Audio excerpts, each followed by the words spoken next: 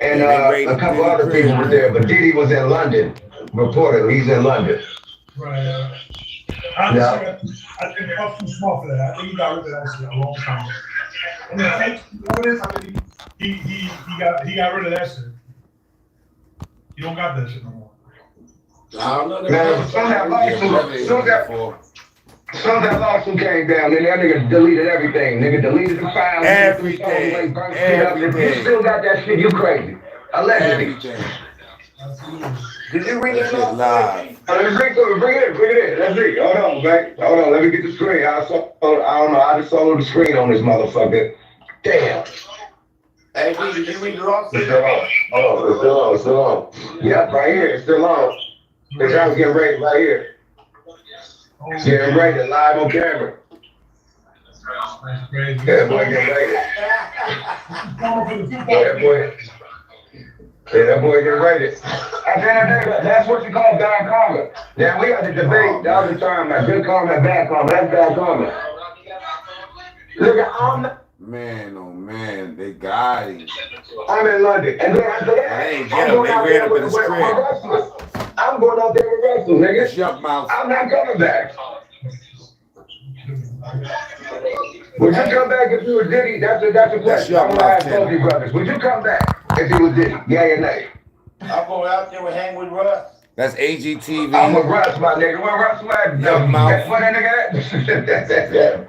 Nigga, I'm about to go do some yoga. Nigga, bounce. Nigga, I'm about to do some yoga. When they get legs all the rappers and the singers that was involved with the parties. You know, they got everybody up out of that. They got dressed up and walking with his booty was. I mean, everything out of there.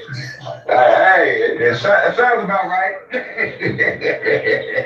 But why you kept going? Why you still there? Why you playing music for this man while he in the shower? Like, stop the bullshit, man. They play too much. Nigga, you was part of all the shenanigans. He was a willing participant. They raided his crib in LA. They said they going for the Miami cribs now. Not because of Cassie stuff. Oh, so because dude got footage of shit. He got like actual like screenshots and shit. This young mouth and Adrian. Hey, you never know. He said he walked over his ass was so. This yuck mouth and AGTV. I'm about to get up on stage right now. And that feed him when he sued Sarat. Because after that, nigga, the walls came tumbling down to me. Before that, he was untouchable. Right? Right. What do you think? Do you think it has something to do with the Tupac thing? I think Tupac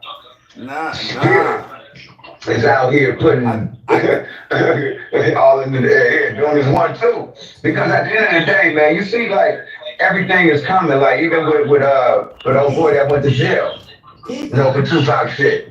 Oh boy, that went to the big old dude that went to jail in Vegas. So, you know, it's only so long fake thugs can pretend. Now I said that, now it's quotable. I mean, yeah, you can't get away with shit, man. It's gonna definitely come back. You know, and I'm not saying that nobody's guilty or nothing, but when bad karma and shit, and you got blood on your hands, man, it's hard to wash it off. That's all I'm gonna say. When you got blood on your hands, it's hard to wash it off, man. And what they called they're gonna come back to crow. What is called the crows will come back. The chickens is coming home to roost. And I think that's what's going down with that brother. You know, he probably did so much dirt behind the scenes. That shit, the karma is hey. But I think when you're part of the elite, my nigga, you got the pass. Like you got the pass to do anything to get away with murder, my nigga, literally, and you will not get charged. So for his pass to get cut like that, nah, he did something. He bit the hand that fed him. He tried to go against the grain, and now he's going through the shit he's going through. Because as quick as they can build you up and make you a billionaire, you've seen this shit with Kanye. They can, the same day, turn you to 100 millionaire. With one motherfucking fire, with one fire that you went from being a billionaire to a motherfucking 400 millionaire, 100 millionaire. So they could cut your water off at the push of a button. Kanye couldn't even get that phone. I mean, 170 million out the bank. They held his money, like that type of shit. So when you go against the grain, shit like that happen. Your bank account get frozen, and you get all that type of shit. Your deals, nigga, when you was a billionaire, now you're not a billionaire no more. Like, come on, man, they shut your water off. Period. You got to figure out how to survive. Kanye figured out how to survive. Diddy need to figure out how to survive. But once you do these sexual acts, You know, hey, that's a different type of level. You know what I mean? Kanye doing music and exposing people. We don't hear about no sexual acts with Kanye, you know? Yeah, moving people. So it's different with him. We hear about that. They try to rush him with the small hats. You know, he's talking about the small hats and all that, you know? That's a fact. Don't forget about TVD bumping his gun. We hear about that. They try to rush him with the small hats. You know, he's talking about the small hats and all that, you know? A lot of the whole. He's been saying Diddy gave them $1 million to do that to Pop. Ben said that. It's no secret. And I'm telling you, I bet you TVD is bumping his guns to get the fuck out. Yeah. Hey, I'm shit. Sounds about right. And then nowadays, snitching comes with no consequences. So we can't snitch and just be cool. You feel me? It's no consequences. He got his ass beat 2 or 3 times already in there. Allegedly. That's what killing Pac. You know, Pac got diehard fans, nigga, period. And you know, that gang ties, whatever, that gotta go too. You know what I mean? You have to deal with those politics too. So between those two, yeah, he probably had a headache up in that motherfucker. Definitely. You know, but I'm talking about when you get on these streets, man, snitching, this new era, this new generation of street niggas, they don't move how the generation in the 80s and the 90s moved. And in the early 2000s, man. That's where 50 Cent comes from. That's why he got shot up. You know what I mean? Because he made a song called Holy Quran that, you know, that basically was putting people's business on blast, politics on blast and naming people, and they weren't feeling that. So he got shot. You know what I mean? Shot up hella times because it was a consequence. That was called dry snitching. That wasn't even like he put the niggas in jail, but you dry snitching about street shit. You couldn't do that. What they do on Clubhouse, you couldn't do that. That's why 50 Cent got shot. The booty police came to collect. So it used to be consequences. Snitches get stitches. Nigga, you get beat up, you get stabbed, you get shot. Nigga, your parents is in danger. We seen all this happen right here in real time on this channel. From one thing to another, it said it's gonna be a matter of time before that indictment drop and they run up in his house. And now they up in there. Yeah, and they salute you for being a snitch. Oh, he innocent. Oh, his yeah, they defended the snitch now. So it's made, bro. Period. So yeah, I saying all that to say this, I wouldn't doubt if old boy talking. Oh, he is. Oh shit, what happened to Diddy? What happened to Yuck? What happened to That Diddy? nigga Yuck. I'm waiting to get on stage right now. Yeah, so all this shit, like right now the end is My bad, y'all. But talk y'all shit though. I want to hear AG's perspective. Yeah, AG, because AG got all the game. He done interviewed everybody, so he know the whole history of the shit. So how you feel about this shit? What you think is the Cassie shit? What you think is the boy going to jail? Hold that, bro. That's AGTV. You listen at the bottom. That's Bruh at the top, and that's Yuck Mouth and Loonies at the top. Tupac, I think the Tupac thing is just formal. Well, Yuck Mouth and Cousin Fly, excuse me. I'll be okay, yeah. That's how I met all these niggas. I met all these niggas through Cousin Fly. If Puffy didn't prove that Puffy paid his ass, that's I stayed in these niggas' crib all day. And why did Homeland security do my dude? And not the feds? I think Puffy too smart. I think his money too long to get caught up, honestly. I think he gonna get out of this one, honestly. I'm not the biggest fan I of don't think so. Because how he handled the Tupac shit, but I think his money too long, honestly. But the thing is this, my thing is this, what's criminal? What's criminal? Like, did he R-word somebody or, you know what I mean? Like, that's the thing. Sexual acts and shit happen in Hollywood. Niggas had sex parties, they had swinger parties, all that type of shit. It happens.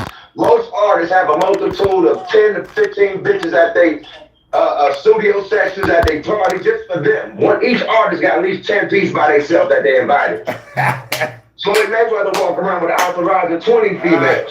That's all his women. So yeah, that's just a game, bro. You can't like fuck the game up and like, oh, just to have parties and people having sex, with wild groupies and shit that happens in the industry.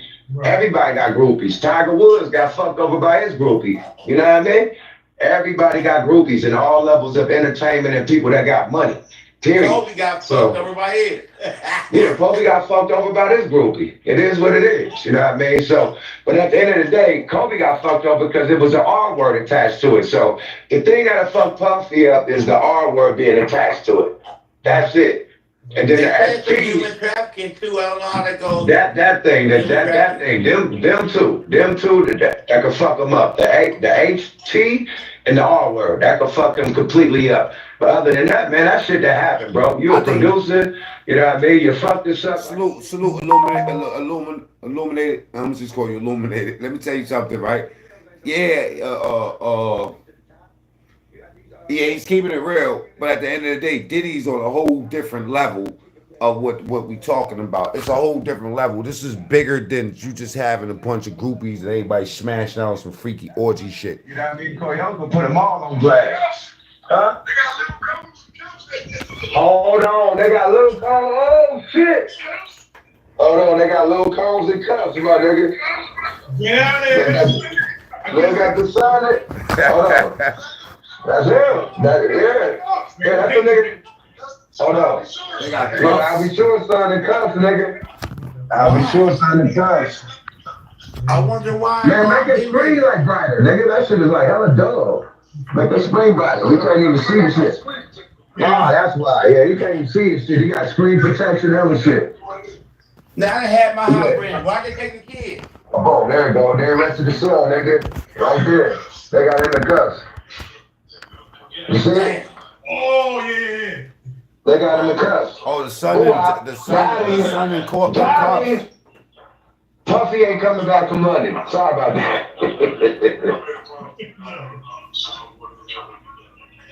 Damn. And hey, How long do you give him until he's out? When he talks, how long do you give him until he's out? So who's that? What you said to Mac His Man? son is out.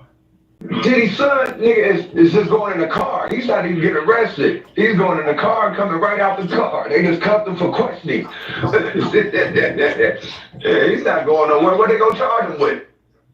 They raided that house just to, you know what I mean? When they raid a house, they usually cuff everybody, right? If you like, I went through the task force. I'm the only one that didn't get cuffed because I was a kid. They played the video game with me. The task force raided my uncle's house, Uncle Mike. Beat my uncle ass, cuffed everybody. My sister, the dope things that was in the crack, everybody got cuffed, but they was there for my Uncle Mike. So everybody in the house getting cuffed, period. They search it. So I'm backstage waiting to get on Yuck Mouth channel, but I don't think that he's even looking at the camera. So I'm gonna get off of this. They played the motherfucking Sega Genesis with me. While my uncle was getting his ass whooped right next to me on the ground. Nigga, that's doing UFC moves on this nigga, man. Wrestling moves. Nigga choking the nigga out, clothesline, the hell of shit. But the whole house got cut.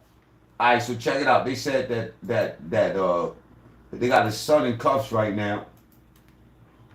You know what I'm saying? I don't know how true that is. I'm gonna go look at it. Sex trafficking.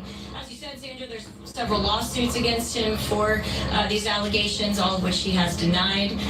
So we will have to wait and see. Of course, and everybody's interested in the details of what how he's connected to these latest allegations. And from your vantage We'll bring the point, very latest as soon as. I'm sorry. yeah, from your vantage point, Haley, does it look like some authorities are leaving the scene right now? They're done, or not? Is that not the case?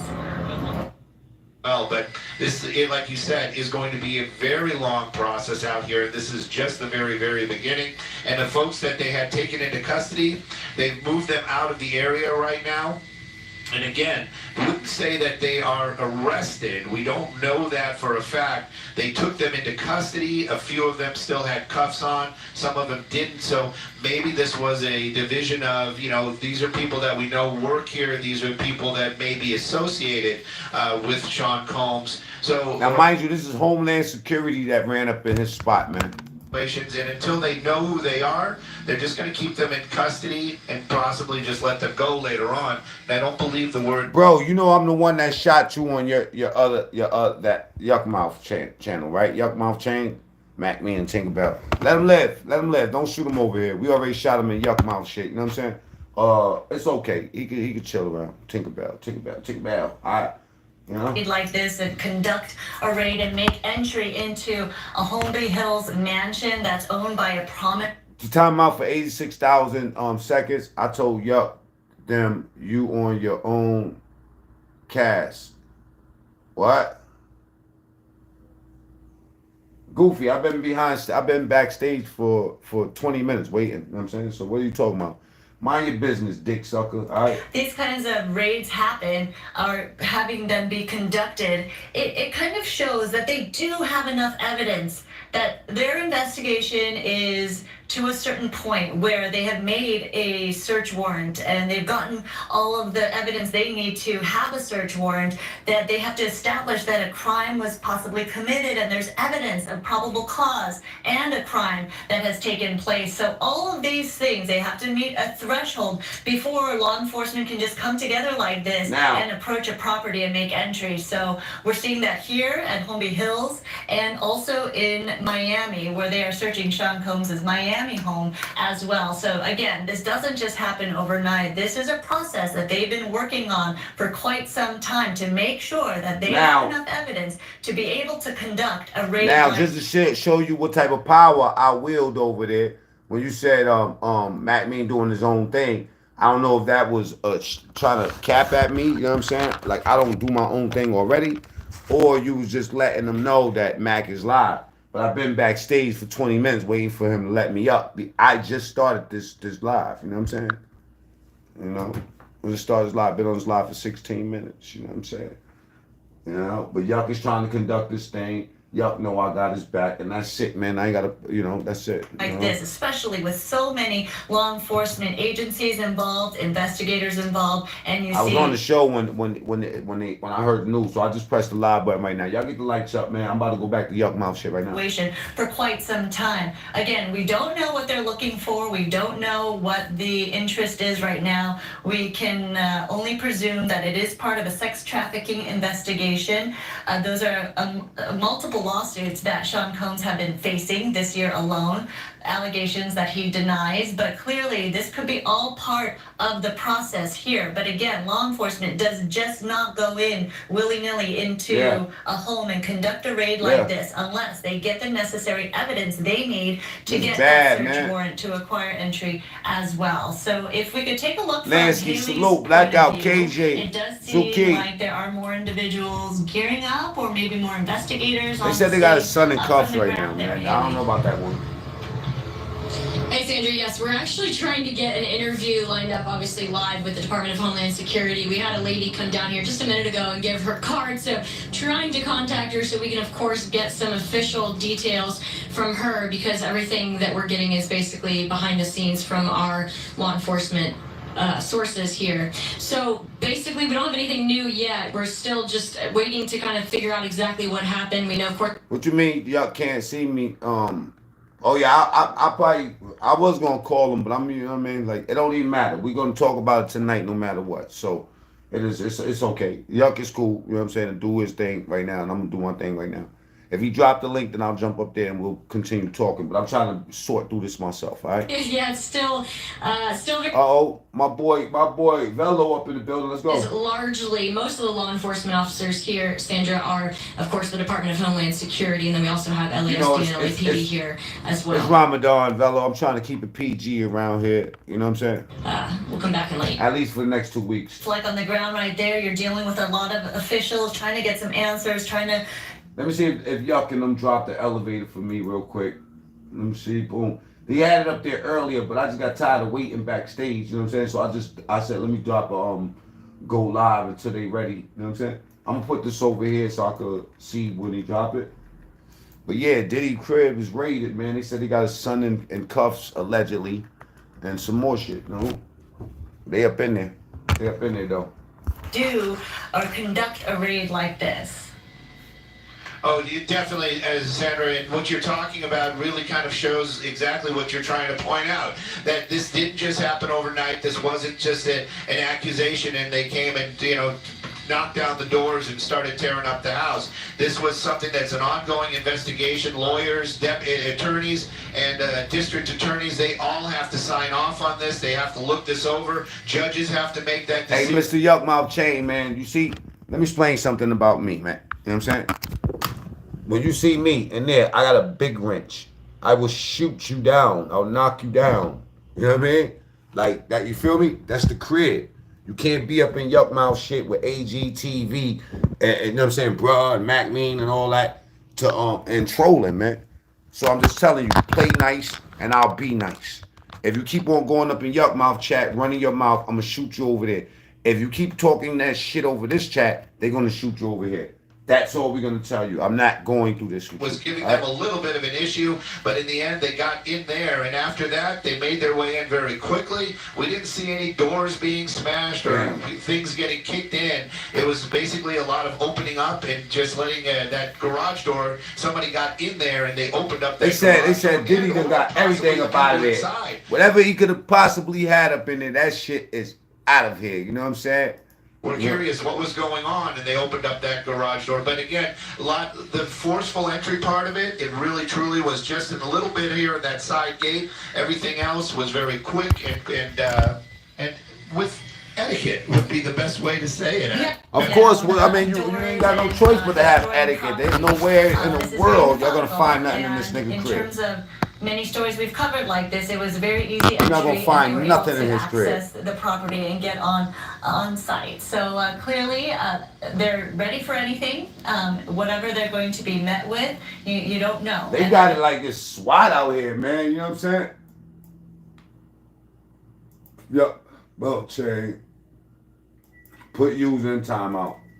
Now put you in timeout over there again, man. These guys crazy. That's Man. why they make sure that they are safe in numbers, that they're armored, and that is why you see such a big force out there. Because you never know what kind of emotion you're going to be met with.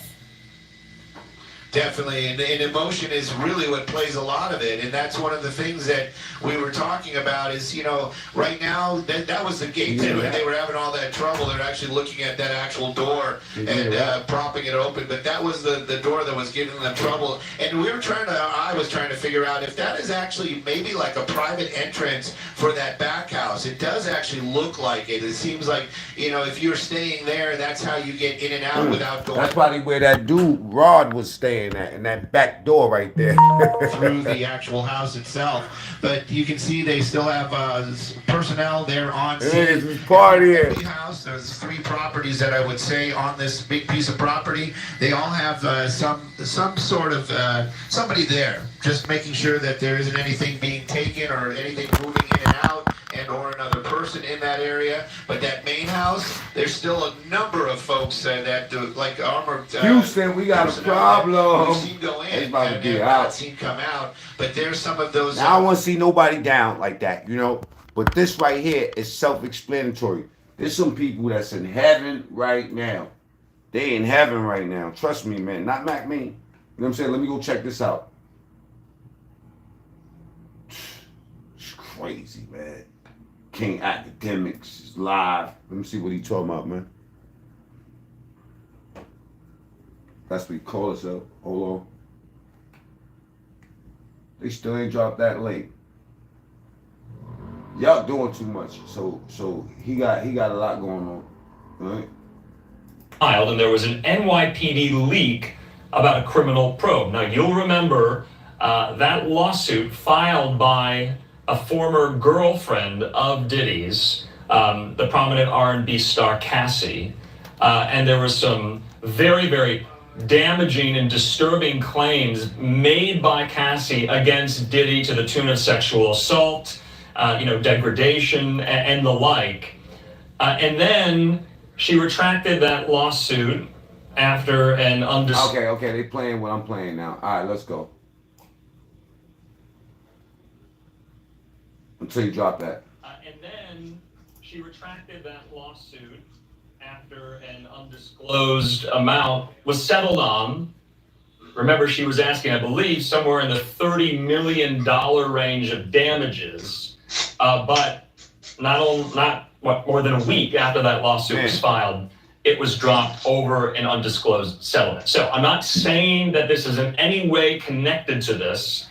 I'm just bringing in context to describe what has been going on with Diddy recently. Numerous lawsuits filed against him, many of women who have been accusing him of various degrees of sexual assault and sexual misconduct, and for his behavior. So if you are just joining us right now, I'm Andrew Kraft. We are over these scenes both in Los Angeles and in Miami. We don't have any confirmation of who was at the homes at the times of these raids, whether Diddy was in the vicinity, whether any of his family members or children or assistants or staffers were at the homes in question when the raids took place.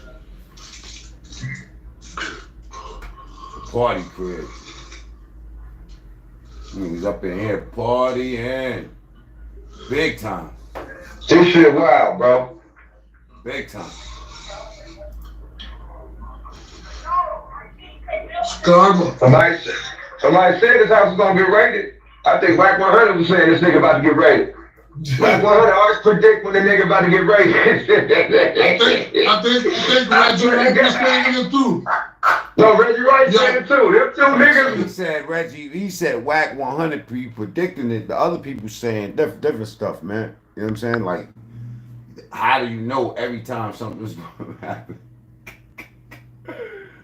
Hey, yo, man, that's crazy. That's crazy. Point. These do not happen sporadically or instantaneously. They are methodically planned out days, if not months in advance. And so if you're just wondering why, fair use. I have as well here. So you see there in Los Angeles, you see there in Miami. It looks like the camera is somewhat veering off the actual residence and property in question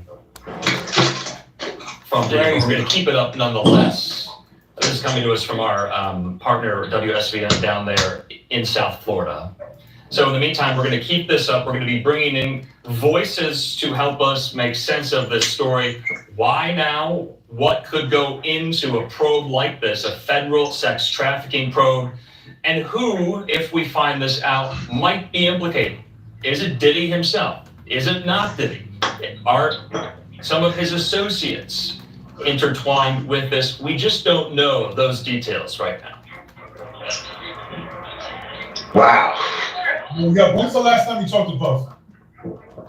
Nigga, 95. 96 when we did the Satisfy You remix. I told y'all that story when he was in the studio with fucking J-Lo and I couldn't pay attention on my rhymes. It was fucking up. So yeah, that was the last time I seen him. And they had badass J-Lo laying on his lap, nigga, with the arched ass up in the air, nigga. I couldn't lay my little motherfucking song, nigga. I couldn't lay my verse. I kept fucking up because you got the studio, you just looking out the window. Fox 11 in Los Angeles. This is an exclusive to them. I mean, they were over, Scott Fox was over this first. Haley Winslow down there on the ground doing some great reporting, trying to get a better sense of the situation, a better handle of the situation, as she was reaching out to sources within Homeland Security. And so we don't know a lot at the moment. What we know right now is happening live as we speak. Residents affiliated and connected with the music mogul and rapper Sean Diddy Combs are being raided right now by numerous law enforcement officials in what we are told, according to Puffy Fox cuffs in Los Angeles, is a probe into a federal sex trafficking investigation. Wow. They're in Los Angeles Sex trafficking and in Miami, it's Florida. over. So we are overhead both of the residences in question. Puff and Cuffs is crazy. We did not see live how the basically the breach went in Miami. We did see though how it went in There's definitely some wild business going on, but we predicted it all step by step. Here of when these what looked like, sadly, because we don't want to see Diddy go down, man. Without Diddy, it's a wrap, man. Who gonna be out here to smash out these rapping niggas? Colby Hills in Los Angeles. So y'all seen Meek Mill dressing alike with this nigga? Oh, what Diddy has experienced in the past 3 to 4 months. Yeah, it's about to be like, yeah. Because I think the context is important. So remember, last year, Cassie Ventura, that's the famous R&B singer and songwriter Cassie. I nigga said, nigga in the chat said it's a rap like a Chipotle burrito. Now, they dated between The fans 2005 don't and wait, they not. 2018. The lawsuit detailed very I ain't gonna lie. damaging and disturbing. Diddy's definitely fucking Meek Mill. I don't care what you tell me or something happened. There's all this dressing alike every day, going out, doing this, leaning over, and all of this is just no good, just no bueno.com for me. None of it sits well. None of it reads well. Come on, man. These niggas love dressing. They love each other, man. I don't see nothing wrong with black love, but this type of love, this shit hit different. Meek Mill, you a whole mook. We used to rock with you, bro. I ain't gonna lie. It took me a long time to throw you away. But I'm throwing your ass away, nigga. I'm throwing you away. Y'all niggas is too zesty for me, man. Y'all niggas is way too zesty, man. Who the fuck he think he is? Uncle boyfriend? Yo, watch this picture. Y'all gonna wild out when y'all see the angling of this one.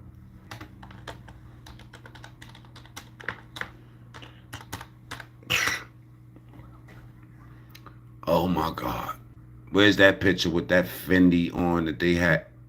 What the hell is Uzi doing? Who done got to him? Oh my God. Who done got to Uzi? Who done got to look at Uzi? Y'all think that's cute, man? I don't give a fuck what none of y'all say. Y'all can keep that shit, man, with y'all, man. I'm not doing none of that. This is the picture I'm talking about right here.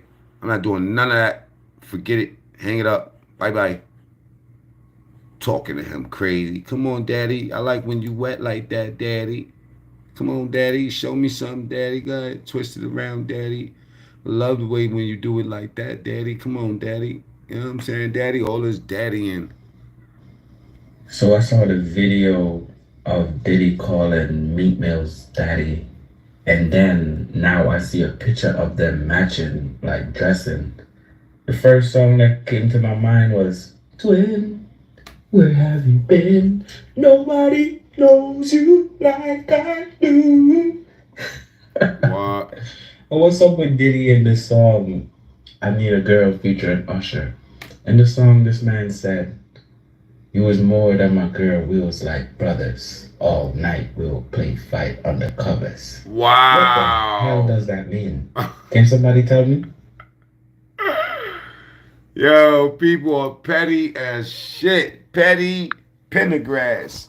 Petty crock out here, man. It's a whole different world we living in, you know what I'm saying? It's no more bad boy, it's bad boy girl. Bad boy girl. Tell you, Nicole. My gut tells me that it's absolutely related. I mean, it is typical, but never a good sign when the feds show up at both of your residences with search warrants at the same time. This is done so that evidence is not lost or destroyed. It's also done by surprise so that any witnesses at either of these locations can be interviewed while they're not expecting it. So this is exactly what I would expect for warrants of this nature, and they're looking for laptops, thumb drives, images, documents, anything to verify the types of that they're investigating. You know, Nicole, you've prosecuted and dealt with a lot of these cases in the past. Y'all don't really see and what for our this viewers means. who don't know, what is the legal bar to reach listen, in the this situation statute right that- here, if they get Diddy, guess how many more people's coming right after this? Cause y'all think Diddy ain't gonna rap? Y'all think Diddy's the biggest one they can get? Nah, Diddy's a big fish because of the people they could lead him to. Like, think about it. In the hip hop community, there ain't many more people you can go higher than Diddy. That means that he gonna take down politicians, senators, and shit like that. People, anybody that he got juice on, he got tea on, it's over for them. Over. Okay, it's over, Hover. Thing that would demonstrate that there is essentially a sex trade being operated either out of those locations or that there's evidence at these locations to show that that's what was happening here. And, you know, one reason that this could be investigated by federal law enforcement as opposed to state and local law enforcement is because they believe that there is some activity that crossed state lines, for example. Drugs. I know, I think that's really kind of enlightening here too, because this is something you just don't see every day. And I don't want to speculate on kind of the scope of the probe or the investigation, but could one be led to believe that with the number of law enforcement officers on scene, the amount of people that they brought to conduct a raid like this, is that indicative of the scope of the raid, or is this just normal everyday business about how these raids are conducted? I know you're not a law enforcement expert, but you're looking at this right now and you're seeing the amount of manpower to carry something like this out. I know these are mansions and you have to go through almost every room, you have to sweep the grounds, and you have to make sure no one is a threat when you make a raid like this, but should we look into something like that? Law enforcement, as a general rule, wants to make sure that they're completely prepared for what they're about to encounter, and that usually involves and does involve a great deal of intelligence gathering prior to going to the property. And just looking at what you're seeing on the screen, what I'm seeing on the screen right now, are both of these properties are huge. It's also very possible that both of these properties have other individuals walking around. So, in the residences, it's going to be really important that they have enough manpower there, not only to search thoroughly these very large businesses, or buildings rather, not businesses, residences, but that they have manpower there to interview anyone that they encounter and be able to secure them away from each other. So one thing you don't want as law enforcement is to have all of the witnesses that you're seeing at this residence, for example, corralled in one location, so that they can talk to each other and trade information as you're setting out on your investigation. You want to make sure all these witnesses are separated so that you can start interviewing them and get their point of view unique. Comments is wild. They ain't got no mercy in them comments. Diddy touched P. Diddy. Diddy touched me. Diddy touched my butt. Oh man. Diddy grabbed my elbow. Lopez, no Diddy. No Diddy. They said Oprah. Oh, think about it, man. Because like I said, man, Diddy's just one piece of the puzzle. If they grab Diddy, you gotta understand why the feds are so thirsty to grab Diddy. Because they know that Diddy gonna flip. They're like, if we grab Diddy, we got all the secrets of the whole entire industry, bro. You talking about the dude that know the secrets from the 80s and 90s, bro. Man, they gonna wine and dine this man. You know what I'm saying? Into some more indictments. Trust me when I tell you. Particular information they have to give a judge in order to get a judge to sign off on a warrant. And if y'all don't believe that, because then you ain't been around shit. If you think the niggas, you know what I mean? I have 20-year bid, right? And there's not too many tough niggas I seen that held it down when it was time to go in. Everybody's looking for a way out, except for the real gangsters, you know what I mean? And you can't say that he's a real gangster living that life for all those years, man. Think about the whole shit. Yo, I wouldn't be surprised if they don't go and throw shine in this somehow too. Watch. You know what I'm saying? Because I'm gonna tell you something. It's bigger than a sexual assault raid. You know what I mean? Like, oh, give me 1 second. Becker, it could be some combination. Okay, that makes sense. We're getting some reporting in from our friend Megan Cuniff. She's a legal affairs journalist in Los Angeles. Well, yeah, he's gonna definitely make it out according to what they got so far. But I'm trying to tell you that this is the way for them to start shaking the trees for something else to come out. Not necessarily. And if they run it up in your crib, you know what I'm saying, and this Homeland Security, I think that the problem is a little bit bigger than the feds. The local state law enforcement to conduct this. Megan Cuniff they says, all work together. Well, Diddy's home is being raided in Los Angeles, but I've confirmed with the U.S. Attorney's Office the case is not out of LA's Central District of California. And Megan says the Southern District of New York is most likely. Now that would track with the statement Fox 11 Los Angeles reporter Haley Winslow on the Southern District in New York here a little bit different. If y'all know, y'all know. From New York. So that would potentially lead us to believe that. I want him to go free because I ain't see nothing that, that points out that he's guilty. And if he is guilty for something, let the courts deal with that. I'm not here to judge Diddy. Hearing.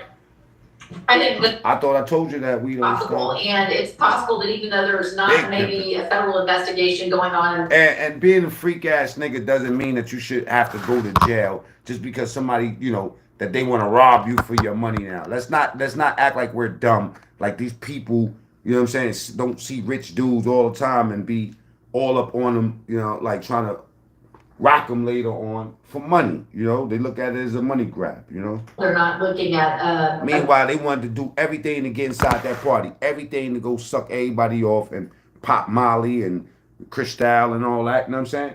And then they turn around later on when they see somebody get the heart to try to ride down on one of these niggas, they, you know, once you tag lane, the games follow the leader. What they uncover could lead them to believe that also there was a potential crime in those jurisdictions and they would not be foreclosed from being able to investigate those crimes, even though that's not what the warrant initially set out to find.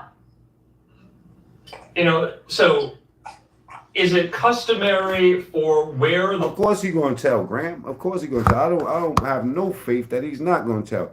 Maybe some of these other niggas that been looking at, you know, rap videos and shit and think that because a motherfucker rich, that's gonna make... No, the richness is the reason why he's gonna tell. You feel me? Notice that the only ones that keep the no snitching rule is broke niggas like us. Niggas from the hood. Them big boys, they snitching ASAP. They already know what it is. That's already an option way before they start the game. They know that my get out of jail free card is gonna be me ratting on niggas. You know what I'm saying? So don't think that ratting ain't a part. It's a part of the cartel. The niggas will shoot your head off, murder you, chop your head off, do all type of weird shit, but let them go to court. And they're gonna tell on you, they mother, they kids, everybody. They'll put everybody under the jail for themselves. Straight up. Wait. Hey, take that shit down. What you call it? 8%. Hey, G, take that down. We heard enough. We know what's going down. We don't need to hear no more what these motherfuckers got to say. We see exactly what's happening in real time. 2 spots getting raided. We see a nigga signing cuff. Hey, it's ugly. Yeah. It's 4 cases. You feel me? Miami, New York, LA. Oh, he got 4 cases. Damn. Let's think about this. We don't know how long they've been investigating him. So let's say they got wiretaps on him. A wiretap in his home. But Somebody made a son. I think he was prepared a long time, you know? Yeah, that nigga was his heat. I agree with what Son said. I think he was ready for that shit a long time. I doubt they ever gonna be able to get anything up on Son. Never. Not in that way. But it does show you that niggas is on his body. They on his body. Yeah. Alright. Diddy, right? Boom. Boom.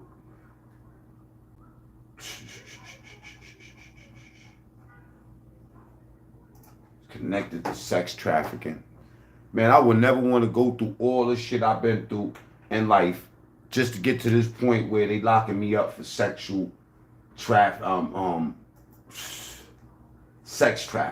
It's nasty work. More and more information about it here on Live Now from Fox, as Diddy's home in Los Angeles has been raided by Homeland Security. That part, getting all of the information off these interviews on YouTube. In their coverage, because some of this video is very dramatic and we don't know a ton of information right now about this here on Live Now from Fox. Breaking news of this, as you can see, potentially law enforcement officials and other officials just outside of a gate, this on a street near the Beverly Hills area. Of course, we're following it very closely on Live Now from Fox. And of course, we were watching this. We didn't know exactly what we were seeing at the time. So this is just a little bit ago, as you can see a crowbar to get through this gate initially as well. The long guns and a multitude of people. Up in there with the guns. I'll zoom out a little bit just to see the amount of force they are using to get inside this home. And of course, the complex in which this home sits is a very expansive one for the American rapper and producer. You can see that by itself is out of pocket. Why they running up in this crib with fucking shotguns and military, like what is this? What's all this about? I don't understand. You would think that he was a drug kingpin. You know what I'm saying? You're talking about sexual, misconduct or trafficking or whatever shit that came from years and years and years ago. Who that in the cuffs?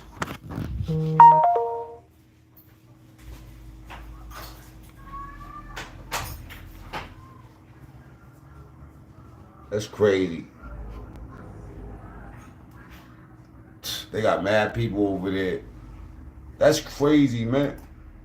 Vehicle. We don't know exactly what is involved, if Diddy's even there. Force they are using to get inside this home, and of course the complex in which this home sits is a very expansive one for the American rapper and producer. You can see them checking inside. Somebody inside that car. Inside of a vehicle. We don't know exactly what nobody in the car is involved, if Diddy's even there. We don't know a ton of information about this at all, but this was dramatic video coming in of the Los Angeles home there, raided by Homeland Security. Some of those images there on the backs of them. We also saw other images. I want to kind of quickly move to what else we saw as people were led away, potentially in custody. Don't know who these individuals are, if they're related to Diddy in any way, but you can see them, a dramatic video from our like Usher Sky Fox team there in Los Angeles as we continue to cover this. And our probably was up in there, bent over. You know what I'm saying? Crazy, man. Crazy. Fox 11 team is there on the ground right now as we speak. Let's take you out to some of their coverage here as we follow this developing story out of Los Angeles. And then detain those 3 people inside. We haven't seen any signs of P. Diddy himself. Again, we're hearing that he is possibly in New York. Several people inside the home that will surely be questioned. Very chaotic scene when all of this happened. Lots of neighbors wondering what's going on, of course, and we'll keep you updated. But it's definitely going to be quite a scene here for the remainder of the day. And when you see this number of law enforcement agencies coming together, making this type of raid to such a big, high-profile mansion like this, in a neighborhood like this as well, this is very thought out, methodical, planned out for days. So they base this on a number of information gathering that they've received and evidence or what they're looking for. So clearly this is not something they do lightly. They really go through the process of making sure that everything is ready before they conduct a raid like this. So yes, this took a lot of planning for all these multiple agencies to come together to actually now conduct a type of raid like this, as you're seeing right now with this street also shut down for the time being, because Haley, you could see the perimeter has been set up in that neighborhood to keep just the public back from the work that's being done. And there you have the shot from Sky Fox. Again, these heavily armed vehicles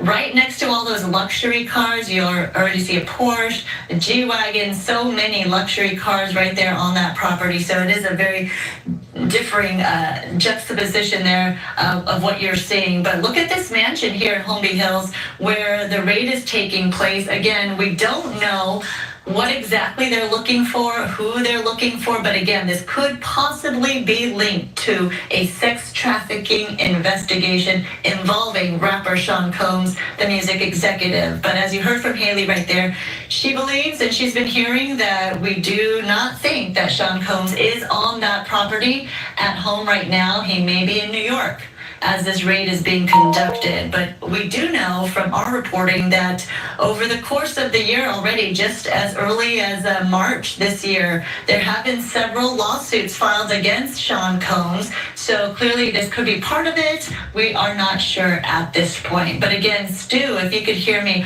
what are you seeing right now in terms of your point of view?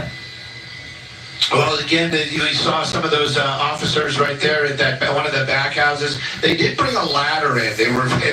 They actually went out and brought that ladder into that property. You see it right there, and then they brought another ladder. So there's probably something inside this building right here that they are very curious about, or they were, like you said, it was very well planned. They knew they were going to need that ladder to make access. So there's something inside this piece of property in the back, as one of the back houses, that they have been very interested in getting at. We haven't seen them bring anything out. At one point, I can say, and when I keep saying that we didn't see them bring anything out, but we did see them bring out what looked like a big plastic bin, but I don't know if that was something that they had brought in with them as far as possible tools that they needed. But that was the only thing that seemed to be out of the ordinary, and that did come out of that back house that we just showed you. This is that front area that you were just talking about moments ago. We watched as those Bearcats made their way up Mapleton to actually do this raid, and then we watched as officers were getting through one of the pedestrian gates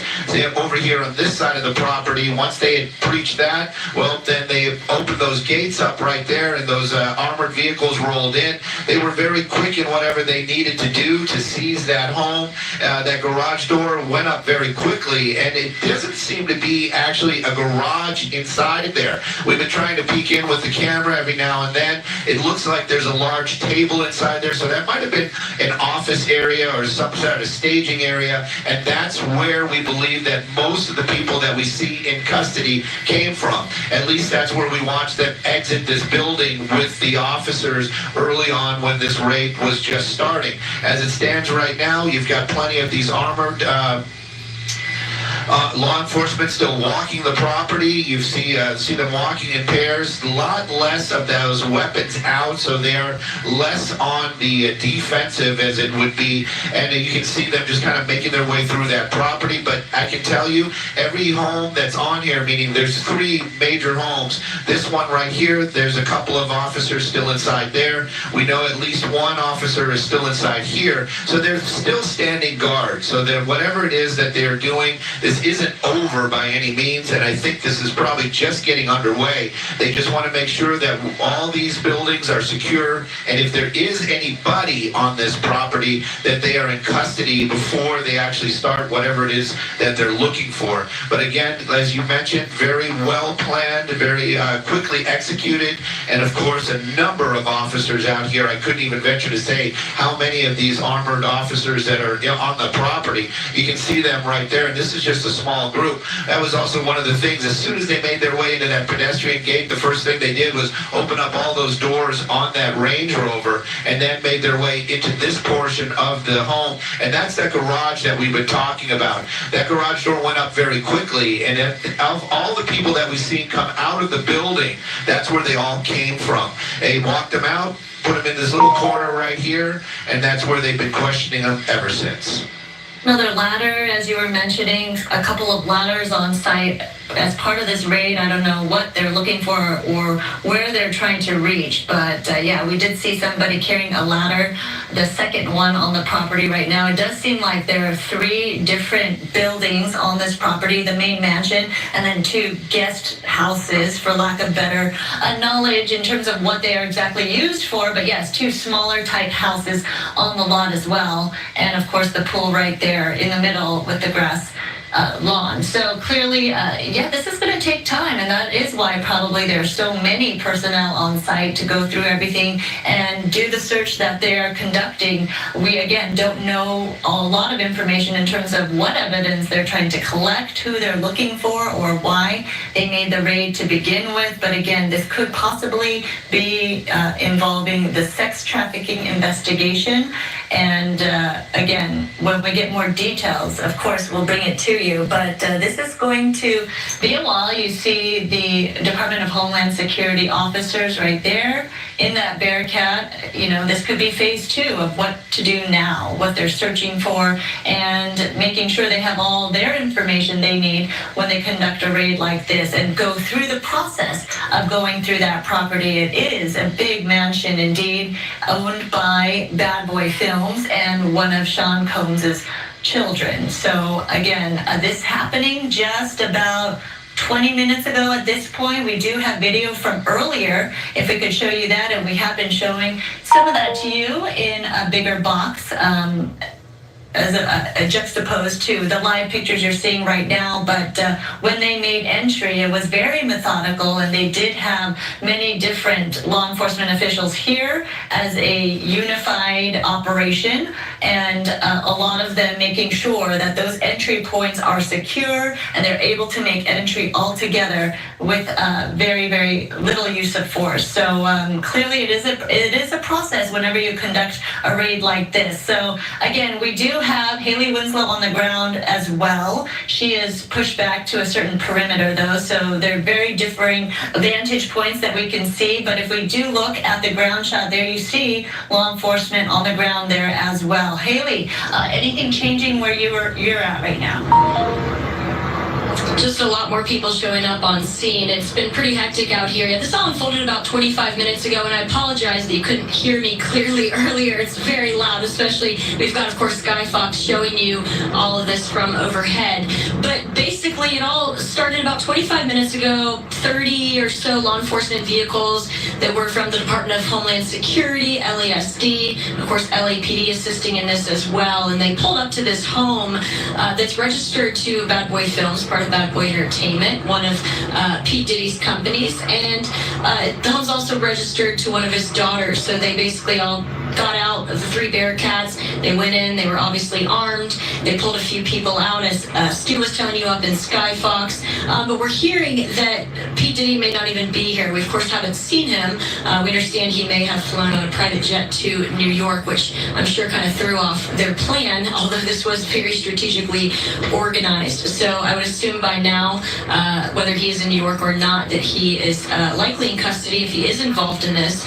But again, we are hearing that this is involving P. Diddy and sex trafficking charges. To what extent or with what details, we don't yet know. But of course, we will be on top of this all day. It's been, it was pretty hectic when we all rolled in. We were kind of right behind the line of law enforcement vehicles as this was all unfolding. And we're since obviously behind this crime scene tape here in Holmby Hills. This is off Mapleton Drive here in the 200 block where they are in front of this home that involves P. Diddy, and we'll of course bring you the very latest as soon as we get it. It's a very active scene. You can see the officers actually right now. This is law enforcement officers from the Department of Homeland Security coming out right now. They're actually walking down the street in uniform. If you see them right now, Sandra. I do. Down the road. Yes, from your vantage point, do you see them holding anything? Are they taking out any information? I can't really tell from where I am. Tony, can you see? Just brought out their law enforcement drone. It looks like they're putting that away now. Yeah, okay. They have Tony, our photographer, he zoomed in a little bit better, so he's got a little bit better view. But yeah, it looks like it's their drone. Okay, and we are hearing from TMZ at this point that P. Diddy, Sean Combs' home in Miami is being raided as well. Again, TMZ reporting that his home in Miami is reportedly being raided right now as well. So clearly a link in all of this, but as far as more information in terms of what they're looking for, why this raid is being conducted, still more questions than answers at this point. We're looking for answers and more clarity. So we're hoping to get more of that. I would say one of the major things that Hostinger has provided is allowed me to streamline my processes. It just ticked every single box. It was affordable, great customer service, but I also had the technical ability which you need to design any web-based project. For example, if I need hosting for a short, simple, or small website, I can do that. But if I also need it for a much larger cloud-based website, then I can also do that as well. Just having that flexibility of being able to grow with you is really good, because I'm not having to think, oh, I need to find another provider. Hosting has already got that and got me covered as well.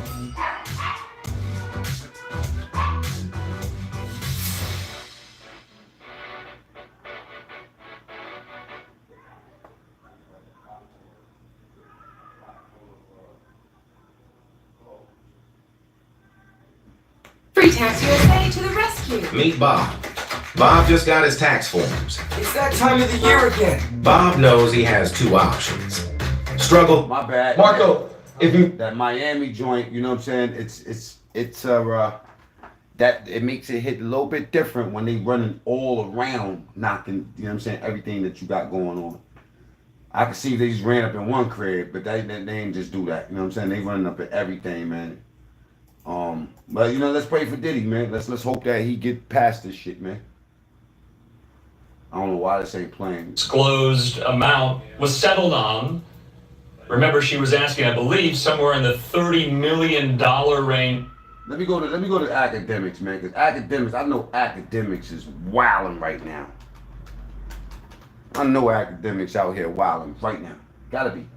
Look at this, live, 27,000 people up there. You know what I'm saying? Can we get some likes up, man? Go to the top right, hit them 3 dots. Then you get like a Title III to get your, to listen to a phone tap, or whenever someone's getting sentenced and a criminal case is actually proceeding. But to go ahead and get a search warrant, a simple search warrant, you just need a magistrate judge. However, AUSAs are very picky about giving search warrants because for you to get a just so you know, Diddy ain't never going to jail.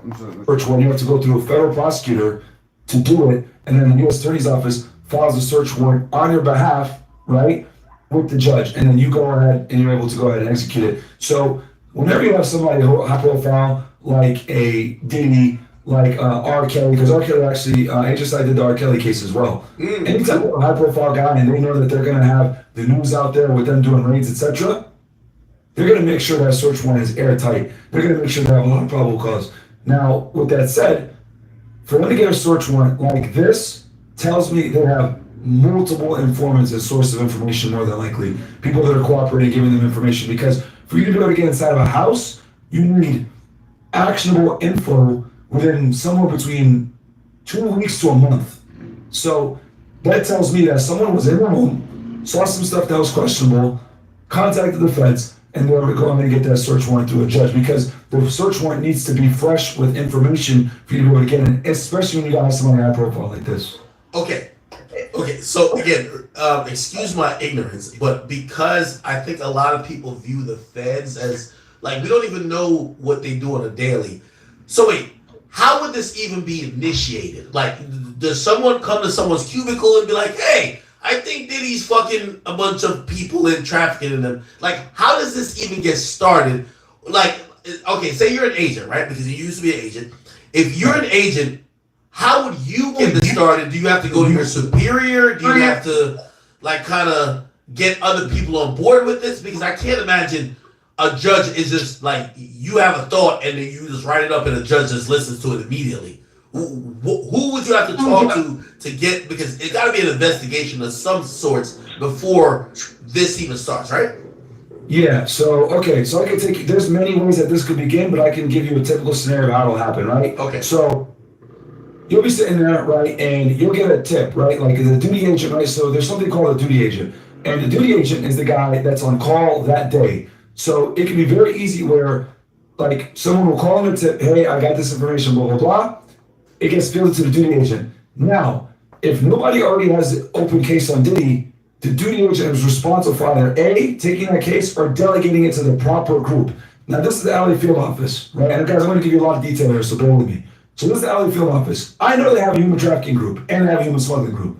So more than likely what happened was, if it came from a source and there wasn't already an open case on Diddy, it got routed through the duty agent to this human trafficking group. Whoever was on duty for the human trafficking group that day, right, because there's a general duty agent and a human trafficking agent, right, will take the case. So they get the case, they get the information, they meet with the source. The source says, hey, I got this information, XYZ.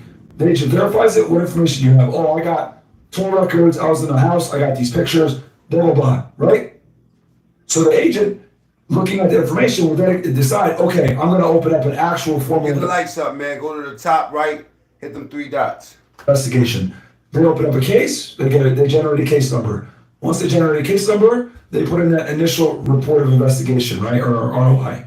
Then they go to their supervisor, hey, I got this information, I think it's good, here's the source. Sometimes the supervisor will want to meet with the source and you debrief them together. Something like this, they probably debrief the source multiple times, or they have multiple sources, right? And I can see right now, I'm watching your video, that this is all HSI, so 100% they ran this thing, which is I expect, because it actually does human tracking. But anyway, they get that information from the source, then they call the AUSA's office. Hey, I got this information. We have reason to believe that Diddy's involved in some sex trafficking, blah, blah, blah. Here's my information. AUSA goes through it. Okay, good. Write up an affidavit. That agent writes up an affidavit. AUSA goes through it. AUSA pushes up his chain now. He pushes up all the way to United States Attorney for the District of Los Angeles, right? Or the Central District of California is probably going to be, or Southern District of California, depending on where LA falls. I think it's either Central or Southern District of California. Either way, that Assistant United States Attorney pushed that affidavit up all the way to the USA. That's a presidentially appointed position. They approve it. They say, all right, it's good to go. It's been through multiple layers. Wait, hold on. So you're saying all this has to happen before what we're watching? Yes, 100%. Oh shit! I'm explaining to you the full process of how it goes. So, agent writes the affidavit, sends it to AUSA. AUSA sends it up all the way to the chain, especially something big like this. USA goes ahead and signs off on it. Then they give it to they send it directly to the judge. The agent goes to the judge's chambers, swears to the affidavit. Is everything in this affidavit true and correct to the best of your knowledge? Yes, it is. Boom, sign it. Now they got the warrant, and they could go kick the door in. Wow. That's how they do it from A to Z. That's how it would typically work. Or it could have been the other option is this. There was already an open case on Diddy. They've been looking for it. They've been investigating this for a while. Maybe complaints came in or whatever. And then they finally got the probable cause to go in and search the houses. Hey, oh my God. So how does this coordination work? Because this was also alarming to me. So they're raiding 3 different states: California, New York, and Florida at the same time. How much? I just threw so you know me. I'm like a pocket watcher guy. So I'm like, yo, this has to cost the feds like $100,000. So many people, manpower. They have to coordinate with law enforcement locally. This is 3 houses that are huge, that they all have to go get in whatever amount of time. How does that coordination work? And how is the resources even allocated? And how does even HSI or the feds treat this type of huge, extensive operation, right? Yeah, sure. So this is how it goes, right? What ends up happening is there's going to be one case agent and the lead office, right? So it's either going to be New York, Miami, or LA is the lead office. And then there's one case agent, right? Now that case agent is a part of something called a group. Every group has somewhere between 7 to 15 guys, right? That's composed of HSI special agents, task force officers, etc. So that case agent. Ramadan Kareem to the brothers that's fasting and the sisters that's fasting. Alhamdulillah. I'm about to make salat right now while y'all watch this. In New York, right? And what he does is he reaches out to his counterparts. They send something called a collateral. All right, I'm really getting into detail now with y'all. So he sends something called a collateral request to those other field offices and says, yo, I'm getting search warrants, right, on this property. I also need search warrants in Miami and in New York. So we need a judge to sign off. Get the likes up, yo. Just to sign off, because you can't get a search warrant for a property. Nah, get the likes up, man. We're going to pause this. Get them up. Go to the top right, hit them 3 dots, and get the likes past 100, man. Let's go. You know what I'm saying? Like, for real. Y'all can sit here and y'all can wait. Y'all can swipe up or y'all can wait for me to play. But I'm waiting for y'all to hit the like button, man. You're on YouTube. That's why you're here. You're here to look at this. You're here to look at Diddy go to jail. You know what I'm saying? Or Diddy crib get raided. And for what I heard, both of his kids is locked up too. You know what I'm saying? They put them in cuffs. Not locked up, but they put them in cuffs. So I need y'all to get the likes up, man. That ass. Tick, tick, tick, tick, tick. So the case agent, even federally? Yeah, no, you have to go to a judge in that district if you're going to do a search warrant. So, So for example, they got a judge from LA, so Central District of Los Angeles, which I think is where LA falls in, or the Southern District of California. Southern District of California. Then they got one out of depending on where he is in New York City, Southern District of New York. Then they got another one here out of the Southern District of Florida, right? Those 3 magistrate judges signed, but more than likely, the case agent coordinated with other agents in the Miami field office and the New York field office to get the search warrants. I'm not sure who wrote the affidavits. It probably was the main case agent because he's going to have all the facts. He wrote the affidavits, then he gave it to those agents in those other places, and they swear to it. If you read any affidavit, it says, you know, the information presented is merely to establish probable cause, and it's information given to me by other agents and law enforcement personnel. That's what that means, that sentence. Because that other agent out of LA, who's probably the main case agent, he wrote affidavits for the Miami properties and for the New York properties, sent it to an agent over there in New York and in Miami, they swore to it in their district with their judge. Then they were able to simultaneously do search warrants at each property. And then he also, on top of sending an affidavit over there, he probably sent them a collateral request to do a search warrant. So there's an open case in New York, there's an open case in LA, and there's an open case in Miami, all under the main case number, probably based out of Los Angeles. I'm assuming the case agent is probably out of LA. Wow. Hey, recently, it's so crazy to me that this is why I thought it wouldn't happen. Recently, New York City's mayor, and I'm wondering how much. So when this is going on, how much are like elected officials even briefed on it? Like, for example, not too long ago, New York City's mayor Eric Adams actually gave Diddy the key to the city. Do they usually know, like, hey, we're investigating this guy and we might take him in, or we might actually make some moves on trying to get him, charged in the foreseeable future? I think this happened within the last year or year and a half. Yeah, hold on, bro. You cut out there. I'm sorry, man. Something about the mayor of New York? I'm sorry. Yes, so the mayor of New York gave Diddy a key to the city. And this happened pretty much like in the last year and a half, I believe. Now, do you think that an elected official, while all this is happening, would be almost briefed like, hey, listen, you want to stay away from this guy because we are investigating him. He might be the subject of an investigation that we might take him in. Because this looks embarrassing for the mayor of New York, who, by the way, himself has certain type of allegations as well.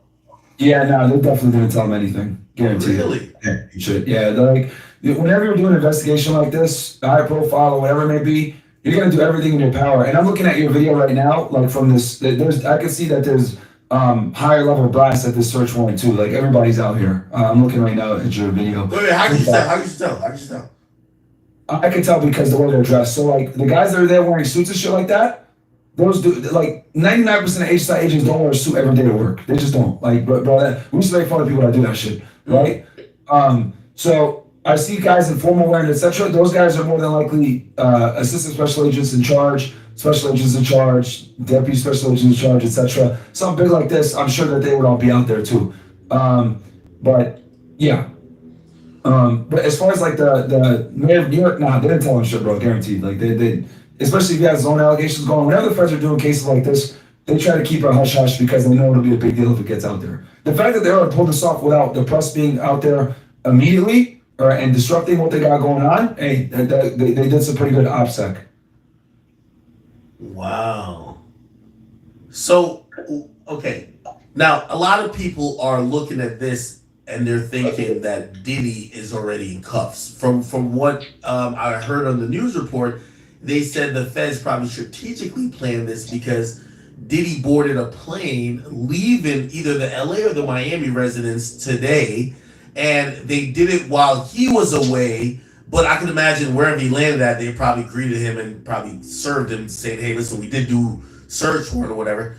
What's the likelihood of basically, since that was public and they did a search warrant, that he'll either be in cuffs, or do you think this is a pre-grand jury proceeding where we won't see Diddy in cuffs until there's an indictment?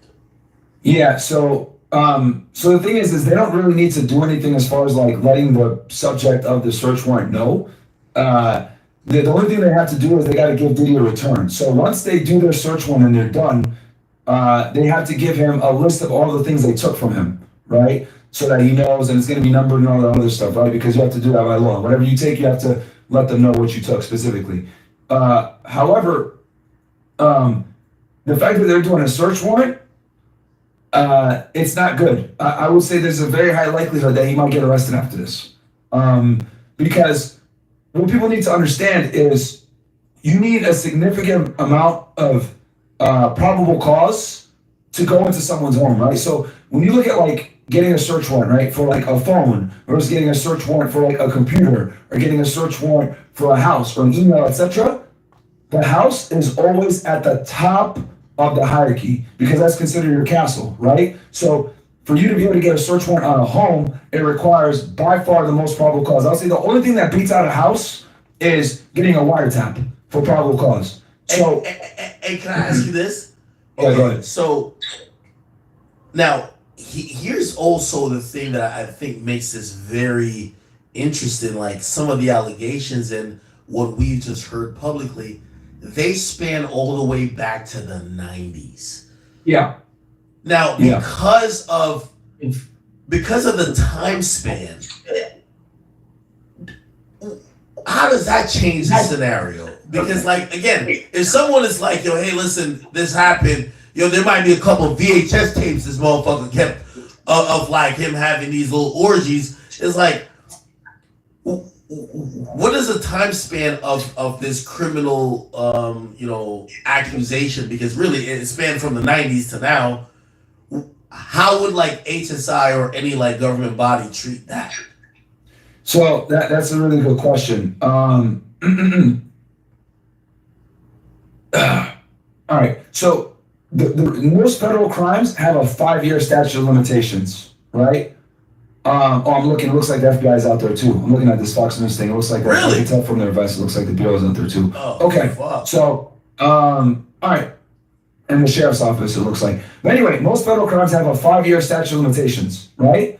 So since most crimes have that statute of limitations, obviously if there are allegations in the 90s, they can't do anything. However, right, if the feds can prove that this has been a continuing conspiracy, that he's been doing this shit since then and he's still doing it up to 5 years ago, all that shit comes in. All that stuff comes in, right? Because they're gonna, and they can also, if they also want, they can go to a RICO way to do it as well. If they could identify other people in his organization that have been helping him out doing this crap, etc., RICO is also a way to get around the statute of limitations. That's how they were able to indict all these mafia guys for stuff that was going on, a decade prior, etc. And it's because they're able to establish, there's a continuing conspiracy. They've been doing this shit for a while. He's still doing it. And then all that stuff comes in. That's how they get around the statute of limitations problems. Yo, this looks bad. I'm gonna be honest with you. Again, first of all, I was saying about like just Diddy's ability to make an income. Yes, he has certain type of shit baked in. Like for example, he makes a lot of money off publishing, and if you listen to a Biggie record or certain Bad Boy artists, he's always going to get money from. It's actually a sizable amount of money he'll always get. But the majority of the money that really, because he was catapulted into a billionaire status, which by the way, other than him, before the only times I can remember raids being done, obviously they did one on Mar-a-Lago for Trump, but they're almost kind of, that Trump raid isn't this. Like they're almost looking like this, like is a Epstein type of thing. So I'm looking at this and I'm like, what, his income is going to be like trash. Like it's no way he's going to be making whatever he was making previously just off of this headline. Is part of the Fed strategy when they're going up against a high profile person like Diddy. Hey, listen, this is a guy of multiple resources, many finances. We should attack him in a public type of forum that would probably hurt those things and probably help our case in possibly either bringing charges or get a conviction. Because infamously, what's my guy's name again? Irv Gotti said he felt that part of the Fed strategy was to deplete him of the resources. Like for example, they audited like the label and audited his business, so he couldn't use money as freely as needed. So when it came to his other friends that were charged with like really heinous crimes, he couldn't contribute to their legal fees or anything like that. And he felt that was a ploy for the government to get him. You get what I mean? I know it's super early, but like watching this happen with Diddy, I'm like, how could Diddy make a living now? Yeah, I fixed my mic a little bit. I adjusted it. Let me know if that sounds better. Oh no, it sounds way better. It sounds way better? All right, sorry about that. Chat. Give me ones in the chat if it's good. Okay, so let's talk. Okay, so I see what you're saying here. So let's attack this from, I guess, overall. Do the feds actively go after your income? Yes. To purposely cripple you financially so you can't defend yourself? Yes. Yeah, that's the question.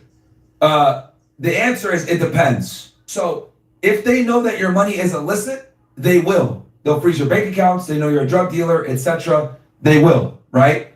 I turned my volume up a little bit. All right, guys, I turned it up just a little bit, but I brought it down because I'm on Discord. But I brought it up a little bit. Should be good now. Give me ones if it's good now. I just turned it up just a set time. Anyway, so do they purposely go and try to cripple you financially? No, unless they know that you got your funds illicitly. Let's say you're a drug trafficker, etc. Yeah, they're definitely gonna move to freeze your money. Now, with that said, Diddy has legit money, right? He made it off the music business, off Ciroc, etc. Most of it, more than likely, is probably gonna be clean money. He shouldn't have an issue with that. But if they could show that you were money laundering for a drug trafficking organization or some other unlawful, it's called SUA, specified unlawful activity, right? Then they're gonna go after your money. So that's step one. But if they don't, then it is what it is. The real reason why the feds win most of their cases, bro, is because they do their investigation for a long period of time. Oh shit, is that fucking Tony? What? Bro, I think I recognize one of the guys on the floor here right now that they're showing on TV, on your stream. Man, rest in peace, Diddy, man. That's crazy. Anyway. Hey, if you recognize some of your former co-workers, it's over, Diddy, man. Yo, what the fuck, bro? Yo. Damn. I digress. So, yo, what the hell? Anyway, so the reason why the feds beat so many people isn't necessarily because they cripple you financially when they go after people like this that have a lot of money.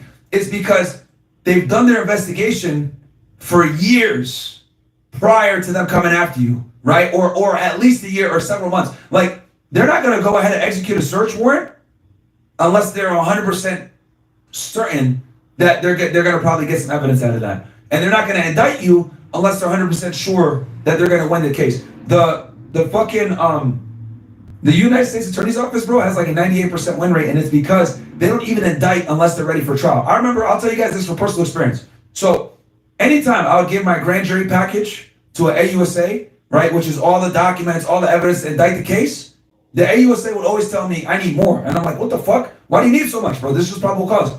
But they're like, no, I need everything to go for trial right here, right now. So I couldn't even give them the package and then push it up for indictment unless the AUSA felt like they're ready for trial. That's how thorough they are with this stuff. Wow. This looks really bad. So, in terms of timing, it was interesting to note. They said that the feds they knew what was going on. They said they allowed Diddy to leave the property, and then they did this. So they put his sons in cuffs. But as far as we know, Diddy flew somewhere else. Is there a thought towards, like, you know, if you have a search warrant to serve, are you gonna make sure the person? Obviously, this is a different situation because there's multiple properties, and also they probably, you know, want to feel like they're catching these people at the most off guard time. Is there a way to kind of normally serve a search warrant? Like, okay, they won't be expected at this time, or you're like, hey, we're just gonna show up when we show up. Yeah, so it's standard procedure that once you're doing a search warrant, everyone that's in the house gets handcuffed. It's just like a safety thing. It doesn't mean you're under arrest or whatever. They just restrain you and make sure they remove all the people outside of the premises, and then they basically own the house while they're doing their search warrant. So they handcuff everybody, remove them from the property, and then they go in and they do what they got to do. So it doesn't necessarily mean you're arrested. They just detain you for safety reasons. Jesus.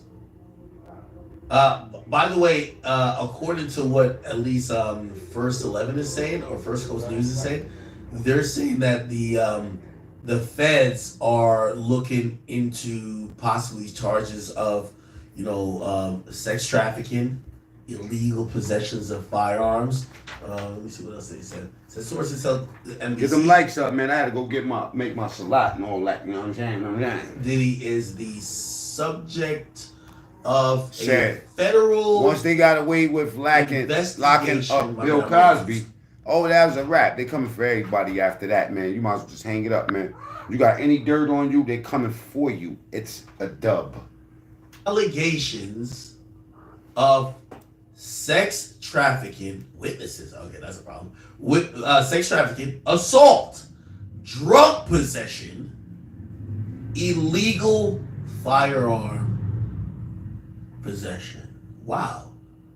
Why would Homeland Security, I thought Homeland Security was like meant to like, after, the horrific situation with 9/11, I thought Homeland Security was meant to like prevent things like that. Like, well, why do they care if Diddy's, having some orgies? He likes when other men have sex with his wives. That's his thing. Yeah. So this is something that a lot of people don't know about HSI, which obviously always used to blame the agency for being really bad with marketing.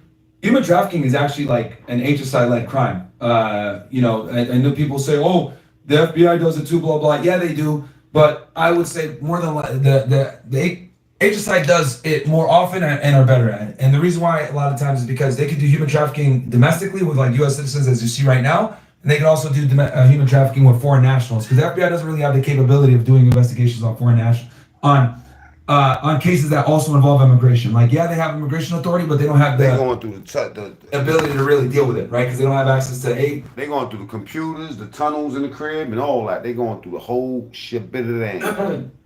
The point is that the Bureau HSI definitely does human trafficking. They're the ones that actually prosecuted R. Kelly for it. So it's just something that they do that no one knows. And let me ask you a question. So I've been honestly trolling with like, Young Miami. And I'm like, whatever. But clearly, she's also spoken about certain sexual encounters and mentioned other women who actually accused Diddy of certain sexual, crimes. But she's like, hey, Diddy I could have had Diddy have you do this and third. How confident are you? Again, I know you know probably limited details, just like us.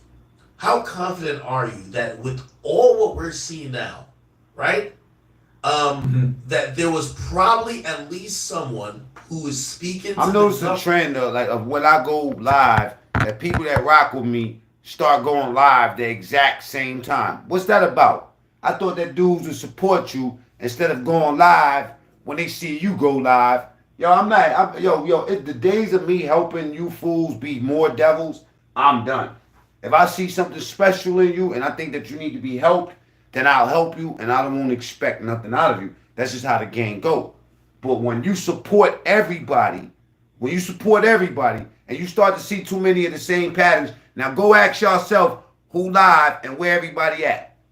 I've been live before all these cats, you know what I'm saying? Now I'm just letting you know that, because sometimes it's a slap in the face when you support everybody and you see that there's fake love with you. You know what I'm saying? I'm good. Y'all can do your thing, man. Don't ask me for shit, nigga. How the feds get venue with sex trafficking or human trafficking? Respectfully, let's keep that fast going. You know what I'm saying? Respectfully, I decline to mess with y'all cats. Y'all can stay in the 30 second talk about dirty shit. That's it. Period. To now do with it, because there's interstate nexus, which automatically is going to involve the feds. But as far as niggas, they go live when I go live, and then pop up over here for 2 minutes, like, yeah, man, you know what I mean? Man, get up out of here, man. I ain't helping support y'all dudes. I'm not stepping on y'all panels or nothing. It's over. It's Mac Mean by itself. That's it. That's how we rocking this show right here. And if you're not over here, salute Graham, salute Blackout, salute Tamika, salute Lansky, salute Mean, you know what I'm saying? The ones that be over here, DMW Shot, salute mine, the Major Baltimore, my brother, KJ Fury, everybody that's over here, you know what I'm saying? Y'all want to stay in that dirty section, y'all keep your ass in the dirty section. Just don't ever come over here no more. I'm reducing the friends list. That's it. Information alleged on a civil level. Niggas will pile up for some goofy shit but won't come over here and support the channel. You know what I'm saying? And stay going live when I go live. I don't understand that. Y'all wait for me to go live. Yo, when I see China on one of them live, I chill. You know what I'm saying? But that's just me. Because I know at the end of the day, I'm going to either disrupt their flow or I'm going to confuse people because they got the same people rocking with me. So why not wait? Why not be a gentleman in the game? Nah, they want to do it the other way. The other way gets you clipped, all right? And I'm on your booty. Civil law bunky led to like Diddy. Sensation in the media. No Diddy. Maybe an investigation opened up. That's my rant, man. I'm about to break my fast in maybe an hour or so, and I feel this is the time where it all comes out. This is where it's the make it or break it for Mac Mean. This is the part where I decide whether I want to smoke a cigarette or not right now. You know what I mean? Or eat right now. See? And that's why I stay away from the computer during the morning for fuck shit like I be seeing, man. You know what I'm saying? Fake ass support. I'm cool on y'all niggas, man. Y'all niggas on your own. A trafficking case like this, or sex trafficking case like this, and I got someone that I know, and the greatest part about it all, lawsuit, and was very close to this individual for years. The greatest part is I don't need y'all in order to make YouTube happen. Y'all need me. Numbers, addresses, etc. Because Cassie's probably privy to all that shit. Thank you. Right? Yeah. I'm definitely going to interview her and being like, yo, I know you got your civil lawsuit, but we need some information. Blah blah blah. Clearly she don't like Diddy, so she's gonna give all the information that they need. So I guarantee you, they talk to her, and even if she didn't have, let's say hypothetically, she didn't have actionable information on like what's in the houses, right? Yeah. Let's say she didn't have it because she hadn't been there for so long. She can point them to other people that fuck with him that they can go and interview. That's also another big thing why I think that they definitely talk to her, because she can lead them in the right directions to get the information they need because she was with him for so long. So I should tag everybody. I should tag everybody I'm talking about right now on my other channel. Right now, I'm turning my phone on right now as we speak. I should tag them all. Just so they know that I know what y'all niggas be doing. Y'all fake. And then bam, next thing you know, all right, we got the probable cause for all 3 properties. Cool. We're gonna do a multi-search warrant operation. Exactly. They probably did a big ass brief this morning with everybody there, right? On teleconference and everything in different jurisdictions. And they all had it wasn't just this morning. They had this plan for a while, because there ain't no way in the world you could tell your team, yo, hit this state, all at the same time. Nah, this is organized and coordinated. Okay, so when do they have to turn over? Well, okay, so they already probably turned over the, I know Diddy's lawyers are either on the way to these properties or whatever the case. They have to give a copy of the search warrant to the lawyers, right? They're going to give a copy of the return. I don't know if they're going to, obviously Diddy's going to get a copy of the affidavit. That's what I want to read, because that's going to have the probable cause in there and how they did it. Would that be on Pacer? Do you know? It could be. More than likely it'll be sealed though. Now watch me work, because I'm feel offended now. Because I guarantee you they probably put a seal order on this thing for that very reason. Let's get the likes up. Go to the top 3. That's, you see them 3 dots right there? You hit that button right there, and that's where the like is at. And I'm looking at my likes. Y'all gotta get them likes all the way up, man. Y'all tripping right now. Let's go. Pull it up. Give me what you're looking at and what you think is probably gonna most likely happen. So, I can confidently say at this point, there's 100% informants involved, multiple informants, because it's multiple jurisdictions. So Miami is one of them. Trust me. Yep. So there's definitely multiple sources of information. That's one. Please. Okay. All right. Really? Go ahead. No. Well, I was saying, I was making a joke about, like I said, Young Miami is probably one of them. No, but let me ask you this question. Well, if you're the feds, how could you get an informant unless maybe they were involved themselves? Because if I was someone who was just an employee of Combs Enterprise or whatever, I'd be like, I'm not cooperating. Salute, Adam. This has nothing to do with me. I just do my job and go home. Like, what leverage do the feds have to try to get an informant? Chanel look a little bit bad, I ain't gonna lie. Particularly flip an informant if you were investigating this case and then you run into someone who may be working for him or whatever the case is. Salute, This is a very good question. KJ, salute.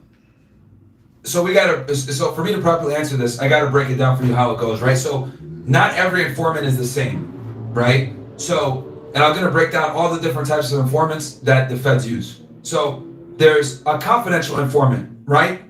A confidential informant is a paid source. 9 out of 10 times when you read reports, they're referred to as CI number XYZ or human source XYZ, blah, blah, blah, right? The FBI, DEA, everybody, we have different terms for it, but typically that's a paid informant, right? That's one, right? 2 is you have a cooperating defendant. And a cooperating defendant might not necessarily be signed up and gets paid, but they're trying to work off a charge, or you have charges over their head, right? That's 2. 3rd is what we call a source of information. This is someone that, is providing information freely. They might be an enemy of the individual, right? That they're giving information against a competitor, whatever it may be. They're just giving this information because they have some kind of reason for it, right? So that's a source of information. Then you get like the Good Samaritans that just call in and, you know, give the information just because. But only one of them is paid. One of them is working off charges most of the time, and the other two can be for retribution, revenge, or whatever, or a Good Samaritan. So those are the three types of informants that you deal with: confidential informants, source of information, and cooperating defendants. So in this case, it might be a combination of all of them. Like, let's say they pinched one of Diddy's employees. Hey, we caught you with drugs. Oh, okay, I don't want to go down for this. I'll provide some information. Or let's say someone is a competitor. He hitting it on point though. He rapping, he yapping, but he's talking the truth. To the feds, hey, did you guys know that he's doing X, Y, Z at his house? This is how I know. Boom, right? Or it could be a paid confidential informant that they've worked with before that has intimate knowledge of music execs doing a bunch of bullshit. So it could be a ding, ding, ding, hip hop police. Cassie would fall under like the source of information parameter, where she's providing the information fairly freely, and she has an axe to grind with him. And obviously, when you take information from people like this, you have to be very careful because they might lie, they might sensationalize things because they dislike the person, and that's where it's important. Where you gotta, it's called independently corroborating that information. God damn, man, this is messy. Bad. Yeah, it's not good at all, man. I mean, I wouldn't be surprised if charges aren't filed by this year. Okay, but what you do believe that they're gathering stuff to present to grand jury, right? You don't think the grand jury has possibly convened yet, no, right? Nah, I highly doubt it. They're probably getting the information now to try to get him indicted. Because to be honest with you, if they had the information to indict him, they would have indicted him and did the search warrant. They would have done it all in one day. That's a fact. The rest of the same day. That's a whole fact. Does that make sense? No, completely get it. Wow. If you have some knowledge of how the R. Kelly situation went. Yeah. Is it, in your opinion, that this? I don't know about you with a Mexican telling you. I don't know about like. I mean, obviously the media. I don't know about that Keefy D one, man. It is, but do you feel like this might be something that? Because with the R. Kelly thing, for me, they sunk their teeth in into that, and then they literally KVD walked himself right into that, man. He could have been quiet and kept bringing up more shit. They're like, oh well, there's some shit in Chicago, and what about the shit over here? It was clear that they weren't gonna let him go. What do you like? Yeah. What's your inclination towards this? Like, you don't think they're looking at it like that at all, right? Yes, he is. No, I would say they're going to look at it very similarly. Really? You know, yeah. So, right. I would argue that the R. Kelly case was a almost like damn near like a test dummy on how to do federal sex/human trafficking cases on celebrities. Well, right? not really. Bill Cosby. Witnesses. But I get it. Surprised if they had a number of witnesses just like R. Kelly did in this situation, right? So, I would say it's going to be very similar to what R. Kelly had going on, because it's similar charges. So that means that they're doing the investigation probably very similarly, right? Feds don't like to rewrite the wheel, man. You know, you always get like a go by report from a colleague. Like, you know, you don't rewrite the wheel. You kind of just do. If it's worked before, I guarantee the agent that did the R. Kelly case is on this probably case. in communication with the agent doing this Hell case. yeah. I guarantee it. Hell yeah. Guarantee it. That's a fact. Yo, if you think they ain't in bed together, you're bugging. Like type of question, but Sure. What do you believe? I was gonna ask. What do you believe? Wait, that was my question. I think I forgot the question. But how this? No, I forgot the question. I don't know. I'm in disbelief, bro. Nah, it's crazy, bro. I mean, I project that we will see charges probably by the end of this year. Oh, no. I'm sorry. The question just popped back in my mind. The end of this Go ahead. year. So the end of this year, I say about like maybe a week or two, it's going to be up. Like especially in the hip hop community. Because if they raided his crib, imagine how many people the crib they raided that we don't know about. That's that's a part of the whole situation. And you know what they gonna do when they raid their crib? They gonna tell. He could have done things. And for y'all cats that's talking about Diddy ain't gonna tell once he get in there. Yo, bro, you must be out your rabbit ass mind. What have you been watching? The FBI director. You got dudes that ain't got nothing to come home to that's telling on their mama, their grandmother, and everybody else. You think Diddy ain't telling? I can imagine at a certain level, you are cool with, or you could get cool with certain people to have the influence that you would not get these charges. Do you think that Diddy would, or have you ever seen cases or situations where people have these influences with these people who are in the in crowd that these charges or these indictments or raids never happen? So when it comes to the feds, bro, anytime they have a high profile target like a Diddy, an R. Kelly, etc., and this is kind of, with all federal law enforcement agencies, they're gonna go even harder, bro, because they look at it like it's a big press. All y'all YouTubers on your own, man. I'm gonna act like I don't even know y'all no more. The same way I met y'all, I'm the same way I'm gonna act like I do not see y'all no more. I'm taking all anybody that got content creators that don't come over here and support my channel, like Graham. You know what I'm saying? I'm not, like Eve. I'm not supporting your channel at all. If I do 5 lives and I see you for 2 minutes in one of them, but I'm at your lives all the time, I'm done. It's Out the fucking truck, bro. Like they brought out the fucking evidence truck. Like, bro. I'm gonna start working with Lansky, you know what I'm saying, and people that really actually support my channel, not niggas that come over here to my chat trying to shoot at people in the chat and all that shit. You know what I'm saying? We're not gonna do that. Kai, what's up, baby boy? I ain't see you in a while. Salute, bro. You know what I'm saying? This right here, it looks bad, but it might not be bad. I know one thing, that Diddy gonna find out who all his enemies is right now, and they gonna have a flush. Because right now, this raid doesn't really have nothing to do with Diddy. This has to do with the other people that they need. They're using this raid because they don't have nothing. Do you understand where I'm coming from? If they had something, they wouldn't need the raid. They'll be coming to raid to get his ass. You feel me? They are looking for things. Why? Because the more people involved with this, the more doors they knock on, the more information that he's gonna get. That's it. But don't be surprised if Diddy don't walk right away, slide away from this. You see all this happening. You have 10 million lawyers blowing you up, but they're still asking. There ain't no evidence. That's why they looking for something right now. Regardless of all the butt jokes and stuff, this is all really sad and a total shame. And it's a whole fact. It is. Because if they knock Diddy down, guess who's next? You think they ain't coming for Jay-Z? Trust me when I tell you, man. Why you think they got him all up in the news trying to play with him now? Because they smell ass cooking with Diddy. They said the chickens came home and roost with Diddy. Let's get to the next one. I'm telling you. With my lawyer, but I will go just to see what they're gonna ask me and what they know. But I wouldn't say shit. Really? Yeah, I would go just to see what they're gonna ask me. And not answer questions, and that's kind of where like you go in with your lawyer, yeah, and not kind of just try to figure out. He said this Diddy went we all the way to jail. Adam ain't shit. We'll show my lawyer if they ask me to come in just to hear what they're gonna ask me. Fuck. Yo, that's so interesting because I think that's what everybody always. Yeah, but that's what they saying. They won't wait. They won't catch him for a whole nother year, Kai. A whole nother year. I'm just saying that. Catching them and nabbing them and questioning them and then having legit charges is 2 different things.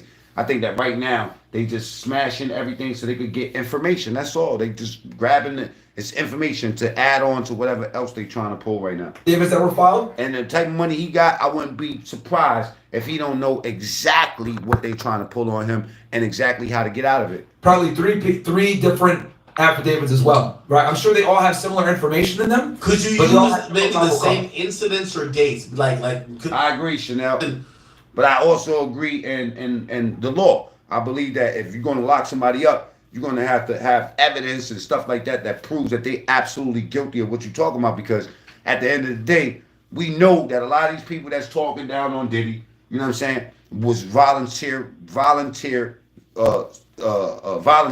in the situation and not actually victims. The shit is a money grab. They're trying to get rich off of Diddy. And what's causing the people to start to put other people connected with this.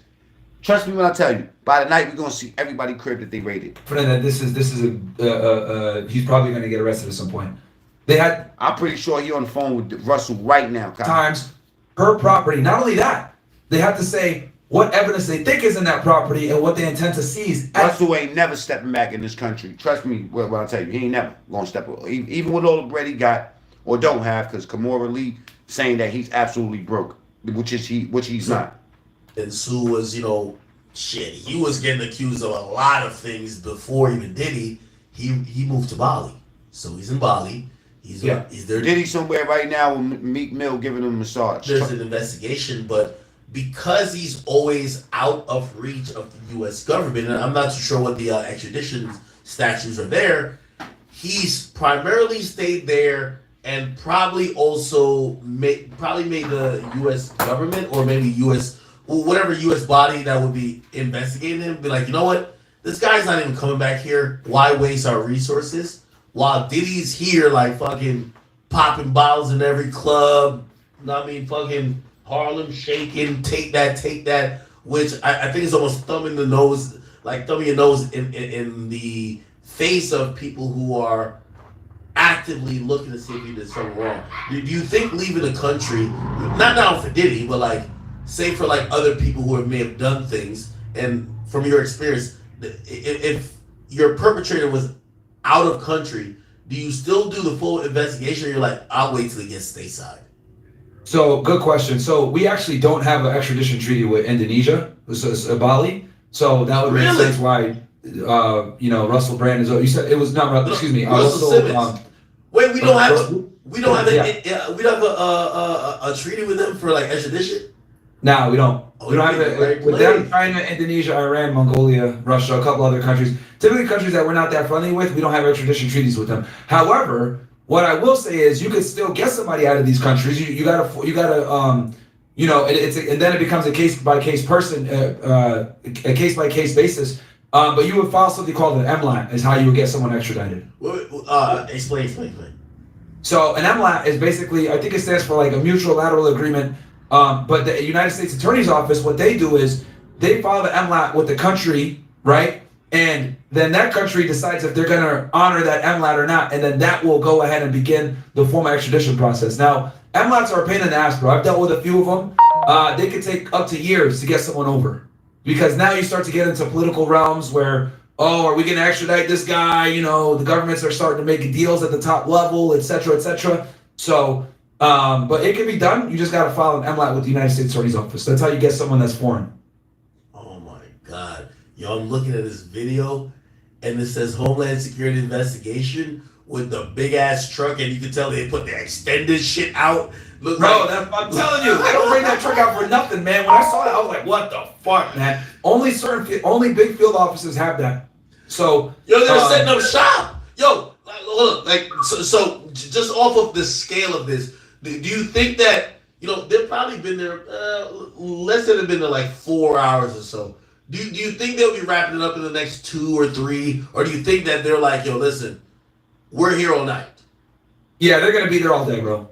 Really? They're going to be there all day, 100%. The fact that they brought the truck out, they have this many agents at each property. They're going to be there all day, because what they're going to probably do... And the fact that they ran up in there with mad guns. For digital stuff, right? They're going to take every laptop, every computer... Rest in peace, Kim Porter.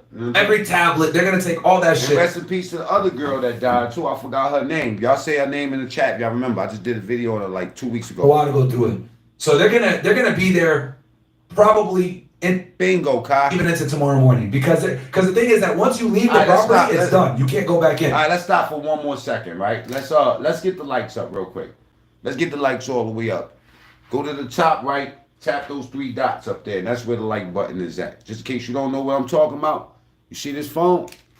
Boom, those 3 buttons right there. You tap that, that's where the like is at. All right, let's go.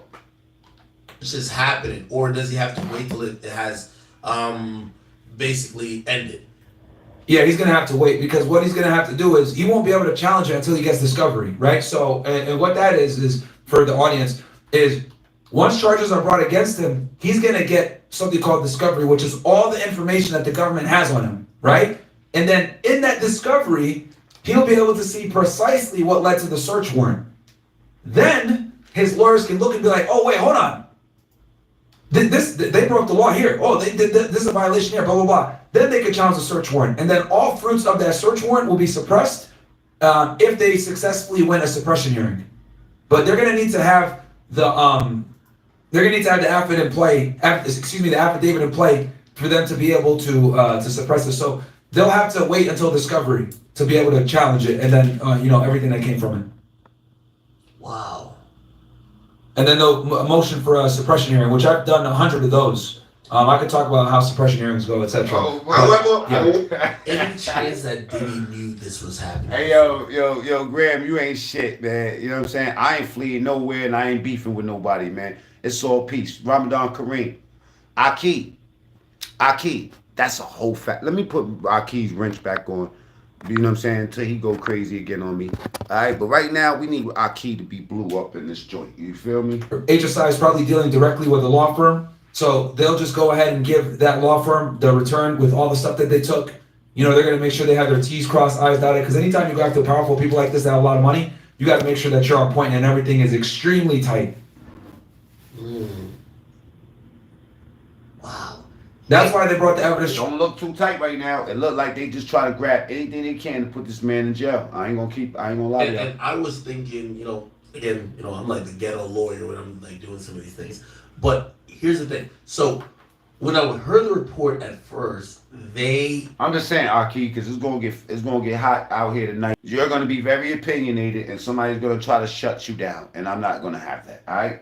Easy. Annette, salute, baby girl. I said to myself, I said, sounds like they probably had a blueprint of the property, or maybe they knew a little bit about it. They didn't just pick a random door. They probably knew the point of least resistance, and they. Well, you thinking like a rich nigga now, Kiani. About this scale operation, do you think that they're planning even the entry points and maybe what would be the question? That's a rich nigga thinking, and I wouldn't be surprised if something like that ain't in play right now with Diddy, where he's trying to figure out where he's gonna. Well, you know what? He do got his children that he loves so much, you know what I'm saying? And that's been named in that lawsuit. Someone like Diddy's probably gonna have armed security, right? I'm sure he got his T's crossed and his I's dotted on this. Get the likes up, y'all. Let's go, man. Entry safely, but I saw that they probably that. And if you got a channel, share this video. Share this video to your Facebook, your Instagram. Share it in the messenger and your message. You know what I'm saying? Shit like that. They definitely did their homework with each property. Probably got floor plans of each house, where the best entrance is, etc. Something big like this, bro. It's hundreds of agents are involved working it. They're gonna make sure they do it correct. Especially when they know there's going to be media coverage. You best believe they probably knew that the helicopters were going to be out, taking video of them doing this. And I know you're a busy man. I'll know. Diddy and Molly getting his feet rubbed. Getting his feet rubbed right now. That's where I would be. And I can answer one or two more. No problem. This is my last question.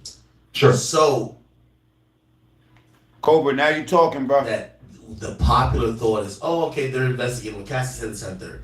Remember, Diddy's name has been tied to many different things. The Disney dude is out of here. I've been watching his story, man, and that right there, I really would like to cover it, but there's a whole bunch of mess attached to it, man. I ain't gonna hold you, man. It's hard to sift through that.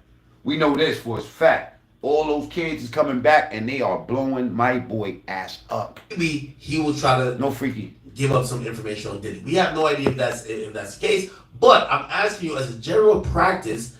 Let's say, for example, one of the main reasons, right, or the man, somebody time your man out for saying stinky butt.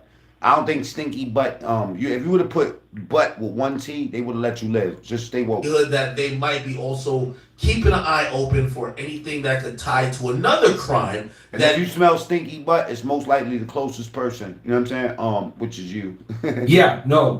Fantastic question. So what ends up happening, right, is when the feds get a search warrant. Let's say they got this search warrant for guns, illegal guns. Annette, I know. For no fame is bugging right. I hope he live right now. I'm pretty sure. Matter of fact, he gonna go live in the morning. There's a phrase that we used to use, right to be, right to see, right? Which means you can use it. So if you have a right to be in the house because you got a search warrant, to get in there, and then you find evidence of another crime, you could definitely charge that person with those other crimes. Imagine they would have ran up in the crib and they would have ran right into a freak party. People get charged with other crimes. The reason why is motherfuckers sprinkling coke on each other's butts and all that. You know what I'm if you're looking for drugs, you can hide them in this Meek Mill hanging from the chandelier. You know what I mean? With a matching outfit with Diddy. Then else, let's say you find. And why did Diddy want everybody matching with him? You remember Mace? Drug search warrants allow you to really like get into the house because of the way that nasty in homes. So they could definitely find other crimes. Maybe they might find a gun with the serial blade scratched off. And I ain't gonna lie, man. I don't care what people's preferences and stuff like that, but Meek looks completely gay to me right now. Rest in peace, that young boy just got killed that we did a video on yesterday. Thank you. From Philly. Much. By the way, people, I want you guys to go make sure to go fuck with our Fed Reacts. You know, I watch his channel digitally. Yo, I know it's wrong, academics. You ain't got no Hennessy in your system yet. Come on, go get a bottle. Yeah. You guys can check me out over there. I do breakdowns on criminal cases just like this. So if you guys like getting a perspective from a former agent, I don't think there's anyone on YouTube that used to do investigations like this. You can check me out over there at Fed Reacts. And then also Fresh and Fit. Oh, the other thing I was going to tell you with the Tupac thing. Yeah, let me go to that channel. I got to definitely jump on that channel. I guarantee you, they already questioned Diddy a million times about this Tupac situation. Wait, like put him in a room and question him? They probably did because of all the allegations that he paid somebody off to do it or whatever. If you have a lawyer to intercept that, could you be like, hey, listen, either charge me, or like basically avoid question and say, hey, either charge me or we're not answering shit. Yeah, no, of course. I mean, I'm sure he went in there with his lawyers and everything else like that, and they asked him some questions, and he's like, no, I'm not involved, etc. And the fact that he hasn't been charged for it yet tells you that he's more than likely not involved. So I looked at the Tupac case pretty extensively, man. Tupac died because he got in a fight with some Crips in Las Vegas. You know, I know that's like not as sexy as everybody wants to know, but the reality is Tupac beat up on the wrong guys. They went looking for him. And they killed him. You know, we know who the 4 individuals were in that vehicle that day. Only one of them is alive. Actually, the other 3 died from like gang violence and stuff like that. And the guy that actually was that's still alive recently got charged and arrested by Las Vegas for that. And he was the one that procured the weapon that was used to kill Tupac, and he was in the vehicle, I think, in the front passenger seat. His nephew and another dude were the actual shooters. But yeah, man, people say, "Oh, did he kill Tupac?" Blah blah blah. Nah, man. Pac just got in a fight with the wrong people in Vegas and they found him going to a club with show. They shot him up. That's what happened, man. Yeah. I'm very sad in that situation. I'm going to be honest with you. It's going to be so interesting to watch this unfold because I'm going to be honest. I covered a lot of the Diddy lawsuits thinking, hey, at most, you guys might motherfuckers going to be running away with millions on this, baby boy. They're going to get millions off of this right here. Millions. Using the new word for like no homo or pause is no Diddy, but I gotta use whether it's the lawyers or the so-called victims or the police, somebody getting paid. No Diddy, like on a monetary level, we're like, hey, we're suing him, we're gonna get him to settle, we're gonna get him to pay this, but you're never gonna get this guy like, not like Suge Knight, not like R. Kelly. This is Diddy. Like, at the end of the day, we look at this guy as royalty, one of the greatest and the best at doing what he's done in the music industry, but also concealing anything that he may have done that people think that has been not on the up and up. So, like, me watching this is like, you're telling me that the federal government is actually really going through and running through, trying to, like, get this guy in jail? It's surreal to me, I'll be honest with you. No, it is crazy, bro. And the fact that they got 3 simultaneous search warrants at the same time in 3 different districts tells me that they have an enormous amount of probable cause. And, bro, they might have enough to arrest him right now. They're just waiting to get more information and, do it all in one nice indictment package. So, like I said before, getting a search warrant for a home isn't easy. You need an enormous amount of probable cause because it's at the top of the echelon as far as, like, the Fourth Amendment, right? The wiretaps and search warrants for homes are by far the hardest searches to get. So, and the fact they got it for 3 different jurisdictions through 3 different United States Attorney's offices tells me that they have a very strong case. And I wouldn't be surprised if criminal cases, criminal case is not filed by the end of this year. From my, professional experience. So they handcuffed both of his boys and probably other people at the property, security and other people. let's say you're in the belief, say you're a security, right? Or say you're just a staffer, right? Let's say you're a staffer. But you're in the belief that the subject of the investigation is Diddy. Are you getting a lawyer as well, given the fact that this has happened?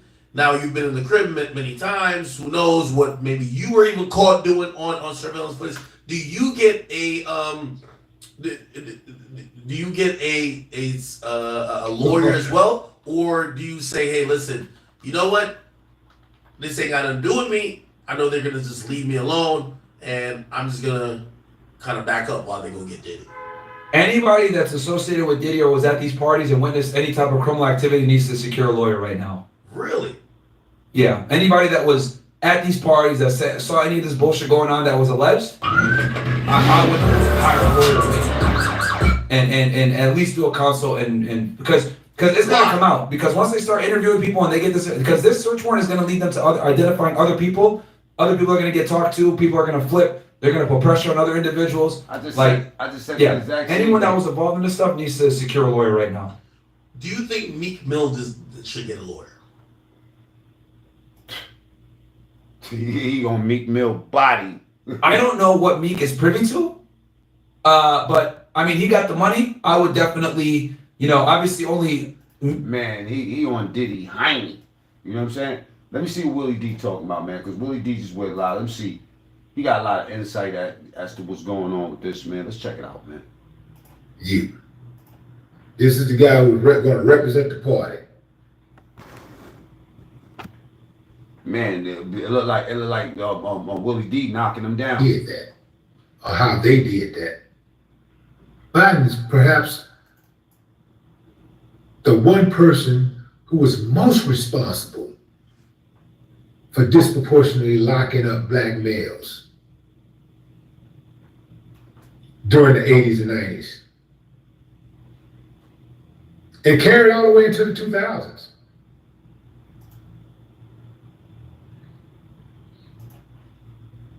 But if he was a woman, nobody would have had a problem with him eating ice cream with kids in the bed. We would have had no problem with that. I mean, am I on to something? Man, who's eat ice cream in the bed? I gotta figure out who eat ice cream in the bed. You know what I'm saying? This hit different.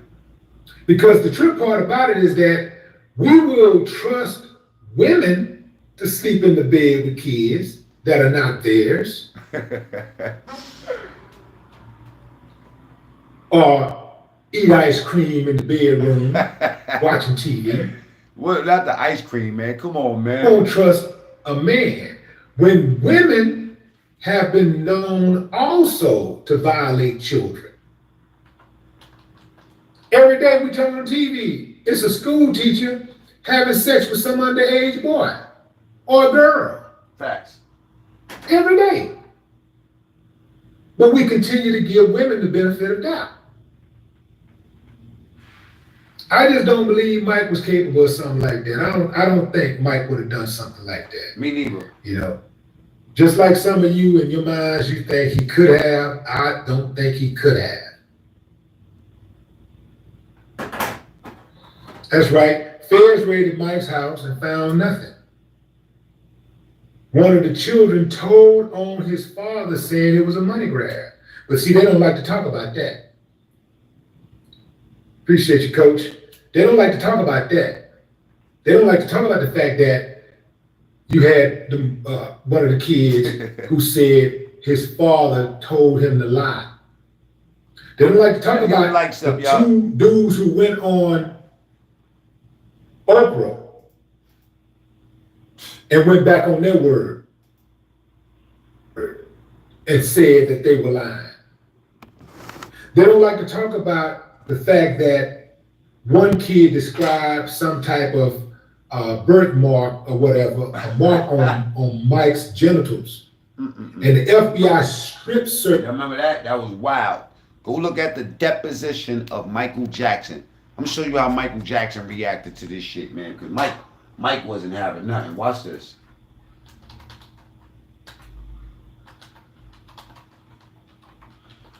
Trust me, deposition is next. They did one on Justin Bieber. They did one, everybody. I mean, like, look at this shit. Some of y'all might have not seen it. Some of y'all might have seen it, you know? This was his deposition when he was trying to dig into his estate. Trying to take his money. Look at his face. Look at Mike. That evil look. That look was like, yo, I know what y'all trying to do to me. Y'all like my afro? I'm growing it out, man. I'm about to get my hair braided today. You know what I'm saying?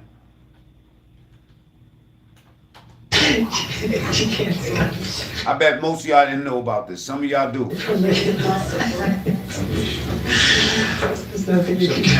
Yeah, they said Diddy did him dirty. Jamie Foxx, RB.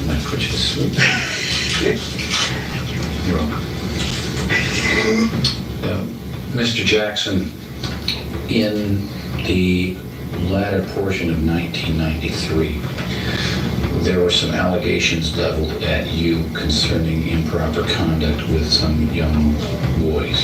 Look at his face. He just laughed at them like, y'all really trying to play with me with this shit. Y'all really, this is what it all boils down to. This is what y'all on.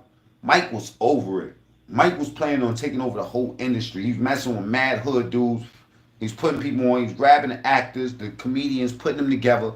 Mike was on a mission with that Cam Newton hat on. I assume you're familiar with the fact that those allegations were raised. Is that right? Yes. In fact, there was ultimately at least 2 grand jury inquiries into that I am currently aware of. The counsel tells me there may have been a 3rd. Were you aware that grand jury investigations were conducted into those allegations? Let's get the lights all the way up. Go to the top right. Tap them 3 dots. That's right there. Did you know at the time that the grand jury was investigating these? Michael Jackson was far from a freak. You know what I'm saying? He was a freak with the ladies. Michael Jackson was a whole player. You feel where I'm coming from? And this was disrespect. This was another money grab. That they were in fact investigating. But they wasn't happy until they killed Mike. They completed. You knew in advance that people were being subpoenaed to testify. Had the whole world calling Mike a mook, a rapo. Imagine on our side of YouTube, just so with these dudes that we deal with, when they say something like that. But imagine when it's on the news, when it's on the tabloids, when they're following you around with this, as if it's true, and you know that it's not true. That is a hard fight to fight, man. That's stress. Stress. Let me rephrase it. You said Michael lawyer prepped him for this. Yes, there was some prep. But Mike did his own prep too. You know what I'm saying? You could tell. The lawyer was sitting right next to him, but by the way, let me just let y'all know. Branch employees were subpoenaed to testify before the grand jury. Do you know that to be the case as well? Yes. Looking like a hojo. Are you familiar with a person named Jordy Chandler? Well, don't answer.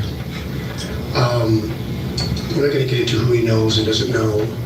If you want to ask a question, go ahead and ask it. But we ain't getting into who he knows and what he knows and all that, man. You got a question, a legit question, ask the man. You know what I'm saying? I believe it's beyond the scope of discoverable matters in the case. Whether he knows a Jordy Chandler? Right. You're not going to allow me to ask him any questions about Jordan Chandler in any fashion? They was training kids to say that Michael did something to them, man. And ask whether he knows him. I suppose that would sort of preclude otherwise, don't you think? Yeah, probably would. White kids, too.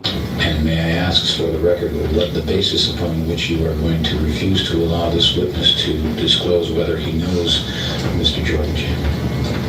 As you know, counsel, during the course of discovery in this case, you have already gone into, and I think Mr. Sanger has already gone into, at some depth, a deposition that was taken in the case of Jordy Chandler versus Michael Jackson, given by Adrian McManus. There are issues that are certainly relevant to my interest in such areas. Yeah, let me get a quote that you will.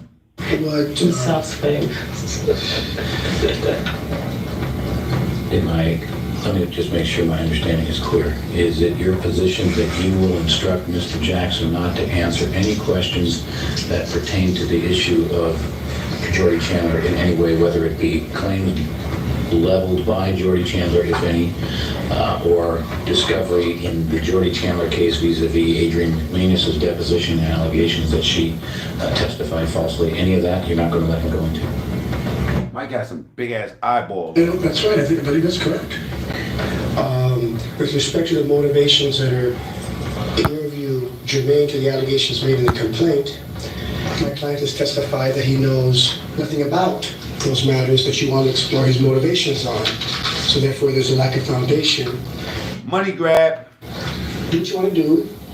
You've raised something that's sort of in about some other presentation. Yes. A lawsuit against you. Yes. Were you aware that at some point in time in that lawsuit, Adrian McManus gave her deposition?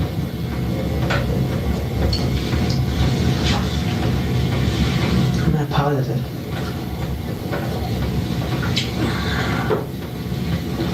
Your answer confuses me. How do you mean you're not positive? Your answer confuses, nigga. I'm not positive. You don't know what? Better than Justin Bieber. Y'all seen what Justin Bieber did when they did? I mean, like, I know we not talking about depositions, but I do have to show y'all Justin Bieber went out like a whole gangster. You know, we're gonna go in the rabbit hole, man. I'm gonna show y'all one more that's gonna have y'all bugging. Check this out. Justin Bieber was not having none of easy way to say this. Your wife isn't. She went up in there in straight ignorant mode. You know what I mean? That was a mixture of lawyer and also seasoning. You know, he's been around. Today, when I asked you, no. Why don't you listen to what I have to say first? And then maybe you'll tell me yes or no. I don't have to listen to anything you have to say. Wow. My question. If you have a question about my question, Today is you not have the right to be clear for you to be able to be clear. You remember being in Australia ever? I don't know if I've been to Australia. I've been to Australia? Are you aware that Scooter Braun knows that your bodyguards have attacked photographers? Objection to form. What kind of question is that? That didn't make sense. That's correct. That doesn't make sense. That's a weird question. That didn't make sense. Can you just ask some foundation? I didn't hear your response. Again, sir, I didn't finish. Oh, I'm sorry. Oh, really? You didn't want to interrupt. Is it true that you know that your security guards will punch, grab, and push Paps if they need to? I object. Would you please look at the film? Nigga said, I object. I wish Mike would have went up in there on some I object. All right, last one. This is gonna blow your mind if you don't know about this. This black pastor, man, you know what I mean? And being that we speaking about black freaks, this dude name is David Taylor, man. This is the most despicable piece of shit in a church that I've ever seen in my life. You know what I'm saying? This nigga hit different. Stealing from the church, you know, all type of shit. Watch this. But you believe you have 50-50 parenting time? Yes. And you pay support? Yes. How much do you pay? $750 a month. This nigga frees a bird. This is the type of shit that they got in the church. That's why I don't fuck with the church. St. Louis, you sleep at 2 houses, 2 different places. One is the Victory Lane that you rent. That's a rental. You have to answer yes. Yes. I hate the way this dude look. And one was where It's a Jam. black pastor, millions of dollars, living in a mansion, wilding, taking all these people money, and this is the way he justifies it. We going in the rabbit hole. How much time do you spend at one versus the other? Louis Vuitton be with you, Lord. Salute to you, Joe. I know that we just, the ministry just acquired that ministry residence now a little over a year. The niggas in church hit different. They are some greasy motherfuckers up in there. Past little year of helping that. But you can tell he bad news just by looking at his hairline. As soon as you look at his hairline, you just know this is not going to be a fair exchange. You know that somebody's getting a cootie touched. You know what I'm saying? Like it's going to be nasty. That was in Jam of mine. How do you read? A ministry residential center. Okay. Residential center? Yes. And what do you... You cool too. RB, salute. Sugar Hill, salute. Joe, salute. Bally, salute. The Billy, you already know. The ministry. And You use that as a residential center? Yes. And so when you My say man got that an you fix it up over afro throwback. I don't know what this is, but watch how nasty this nigga gets though. Hold up. Yeah. You know, just possessions of the ministry, stuff like that. Then when you move in a new place, you. This nigga's a bozo. But people sleep there? Not necessarily on a regular basis. If I have guests who may come out of town, they may come and I may take them over there for dinner or something like that. And may they sleep there also? Yes, they have been able to do that, but usually I This have a nigga hotel here. for them. And Debbie Frazier has slept there? No. Debbie Frazier has been there, hasn't she? Yes, With my you? whole staff has been there, yeah. It's a ministry center. You've had barbecues and pool parties at that house? Yes, for the ministry. For staff? Yeah, for staff. Do you consider Debbie Frazier staff? Yes, she has been on the staff in our ministry. What is her title? There's no title. We don't give titles to. She doesn't have any kind of reference to what what's her job description?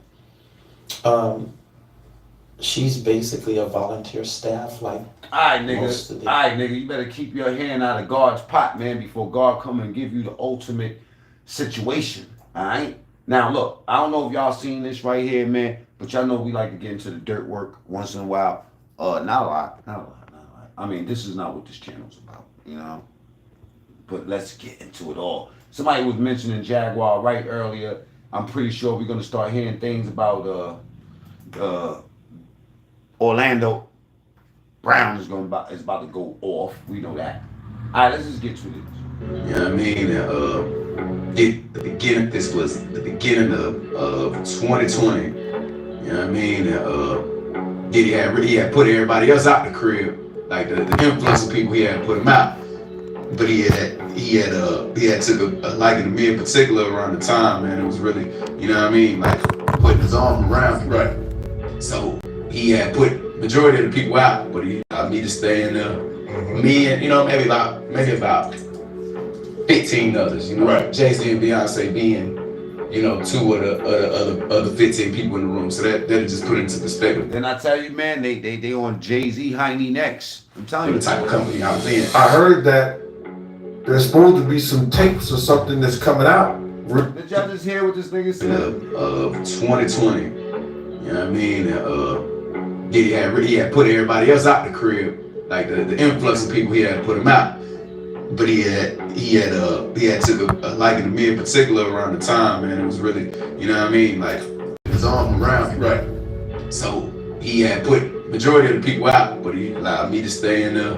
Me and maybe about 15 others. You know, right. Jay-Z and Beyonce being, two of the other 15 people in the room. So that just put it into perspective of the type of company I was in. I heard that there's supposed to be some tapes or something that's coming out real soon, and I guess we'll all really know the truth if everything Gene Deal said hit home, just like I told y'all. Things on those tapes. You guys aren't going to believe this one. In a recent interview, DaBaby dropped some bombshells about his experiences as a Diddy freak-off survivor, and you won't believe the twists and turns he's sharing. We've all heard the shady stuff that's been going on behind the scenes at Diddy's infamous parties. The ones where Diddy likes to invite all of his best buddies and have fun with each other. And recent news has it, share this video. Not only was get them likes up, but he's actually pulling back the curtains on this dark era of his life. Get your popcorn, folks, because this is going to be a wild one. All right, so let me start with this wild night at Puff's crib.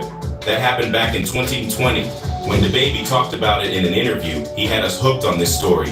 And you could tell by the way he was telling it. He was nervous, real nervous. Now, does that mean he's seen things that people like Diddy wouldn't want the world to know? Maybe. Let's get Diddy's the boogeyman or the booty man. Party at Diddy's mansion. Is Diddy the boogeyman or the booty man? Get in the chat. Hit them likes, man. Get them likes up. Is Diddy the boogeyman or the booty man? Talk to me. A bunch of celebs, beautiful women, the whole 9 yards. But as the night went on, the crowd started thinning out, and things took a bit of a turn. But what went down that had the poor guy so shaken and terrified? Well, DaBaby started talking about how during the night of the party, initially it was all cool, but then, at one point in the night, Puff started getting real cozy, like invading his personal space. And it wasn't just inappropriate things that Diddy said. Things went a little too far. During the night, DaBaby talked about how, at one point, Diddy even had his arm around him, and you could sense the discomfort in his voice as he spilled these details. Arm around him, and you could sense the discomfort. Like the influx of people he had put him out. But he Let's get them likes past 100, man. Go to the top right, hit them 3 dots up there, and that's where you're gonna find that like button at. Boom. So if this is your video and you're on the phone, you tap that right there. That's where the likes is at. All right. Boom. You'll see it right there. Booyah. All right. Let's go. He had took a liking to me in particular around the time, man. It was really, you know what I mean, like putting his arm around me. Right. Imagine being at a party with big names like Beyonce and Jay-Z, and things start getting a bit too close for comfort. Now, if I were an up-and-coming artist, it would be hard for me to make sense of the situation, and that was exactly what he was going through as well, especially with all the allegations coming about Diddy's behavior towards young artists that he shows a liking for.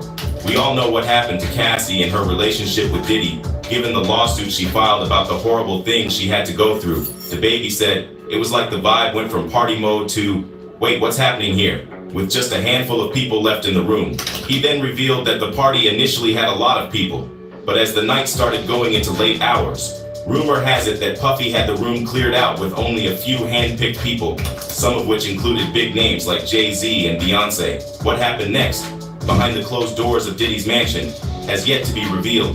But judging from DaBaby's shaky voice, it couldn't have been good. Fans also felt bad for him, with one person writing, "Damn, and DaBaby just admitted Diddy got him at one of his parties." Hey, yo, damn, Diddy got him at one of his parties. Yo, answer the poll. I just threw a question up there. Is Diddy the booty man? You know, everybody's saying the boogeyman. I say the booty man. All right, let's go. One person writing, "Damn, and DaBaby just admitted Diddy got him at one of his parties." Another added, "Diddy had DaBaby right where he wanted him." Now, oh, shade. Let's oh man, I might have to go to that in a second. Here's the thing. This whole Puffy getting a bit too cozy with DaBaby doesn't exactly come as a shocker to some of us who've been following the music scene closely. He's got a bit of a history when it comes to getting up close and personal with up-and-coming artists in the industry. Over the years, Diddy has played the role of being a mentor to many artists that get them votes on. Extremely successful. People like Justin Bieber and Usher come to mind. Now, what exactly happened behind the scenes during these... Carlos, the booty man is not the boogeyman, okay? Just let your imagination run wild with the boutique man. Yeah, right? That's the crazy thing. Now, that was L.A. Reid's idea, right? We're sending you over to something called Puffy Flavor Camp. There you go. To learn Flavor Camp? Yeah. Now, we talked about the Puffy Flavor Camp the other day that Usher was involved with. Usher's mother gave him away to Diddy. And there's no allegedly on that. She says it herself. He took him to the Flavor Camp. You know what I'm saying? The Flavor Camp, oh, I heard they had a lot of strawberry up in there. The niggas had sarsaparilla. They had all type of shit. Cool. And you're going to go to... Sarsaparilla is something from back in the days. I'm just letting y'all know that this is ancient booty. You heard? He's in the 90s, do you understand what that's like? Puffy's place was like just filled with chicks and whore like nonstop, right? No, not really. I mean, but it was curious. I got a chance to see some things. Yeah, but you were 13. He said there was no women there, but it was curious. Come on, let's talk. I mean, but it was curious. And whore like nonstop, right? No, not really. I mean, but it was curious. I got a chance to see some things. Yeah, but you were 13. What were you seeing? seeing? I went there to see the lifestyle. Right. And I saw it. Not long. He didn't say interesting. He said curious. Stearns even asked Usher if he would ever... But that's his business. I love his music. Camp. And it doesn't seem to be a big surprise that this was his... It changes. It hit different when you know that everybody he was talking about was a man. You got it bad. Oh, rabbit hole. Again. It hits different when you look at Usher and you listen to his music and you saying, well, what if he was talking about a man the whole time? We've done this before, right? Check it out. Let's see who he was talking about. Okay, Usher lyrics. Check this. It says here. Okay, let's get some lyrics up here. All right. I gotta go through this because if we start talking and we start thinking like, you know what I mean? What if he was talking about a dude the whole time in his songs? You know what I'm saying? Like, look at the songs. Room inside of a room, luckiest man. I'm the luckiest man. Ruin. Coming home or coming out the club. All right, let's get some real lyrics. Let's get some real lyrics real quick. Usher lyrics. All right, here we go. Uh-oh. It's rabbit hole time. And I just want y'all to, you know, can you get with it? Okay, let's look at Can You Get With It? Lyrics. Can you get with it? Let's imagine that let's replace all these girls with boy. You know what I'm saying? Every time I look at you, there's so many things that I want to do. Nasty. I promise you, when I'm ready, that I'll spend my fucking life with. What is love? Is it steady? Because I don't know what to do. So tell me, boy, are you ready to do what we came to do? Get your votes on, yo. One day we could be together, boy. Together. Cause you know that I want to be down, baby. But right now, I wonder, yo, in that community, do they talk to each other like they really girls, or they talk to each other like niggas? Like, nigga, I will fuck. Okay, I want to be down, baby, but right now, we can forget about it. You know, I got to get around. I don't have much money. Don't have no money. I can't buy a diamond ring. Can't buy a diamond ring. I ain't trying to be funny. It's only a fucking sexual thing. This right here hit different when you start thinking about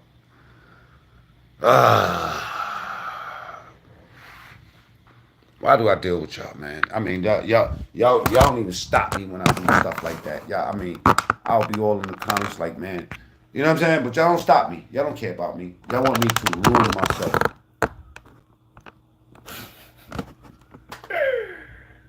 Oh, Diddy's innocent. Oops, my bad.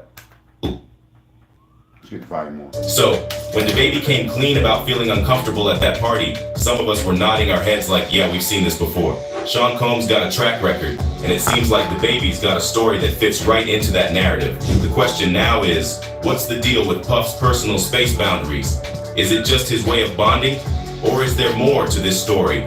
Fake news. Isn't the first time someone has come forward about Diddy exploiting and invading their personal space. There's DaBaby must need some money too. Who went through something similar to DaBaby. Ever since these accusations started flying at Diddy, it's been a whole drama fest involving everyone in his crew, including Young Miami.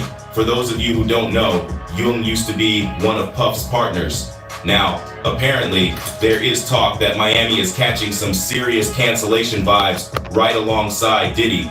But honestly, it's not that surprising considering Puff's big shot status in the industry, and Miami's reputation is kind of linked to him. Some even think that if she's caught in some shady stuff, chances are that the root of it goes right back to Puffy.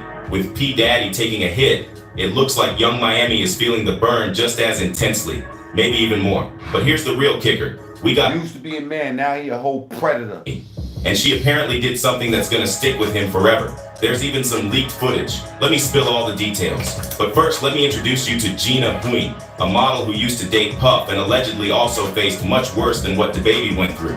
You've probably heard about Cassie filing a lawsuit against Diddy, but did you know she wasn't the only ex facing the repercussions of dating Diddy? He's got another ex, Gina Hui, who is claiming some wild things that she went through during her relationship with. Damn. Do you own your home in Ohio? I mean, like, what is he? Is he? See, but when y'all start bringing all these women up, it made me think that, you know what I'm saying? He's trisexual. He's tri whatever. You know what I'm saying? You know? Try. With Puffy.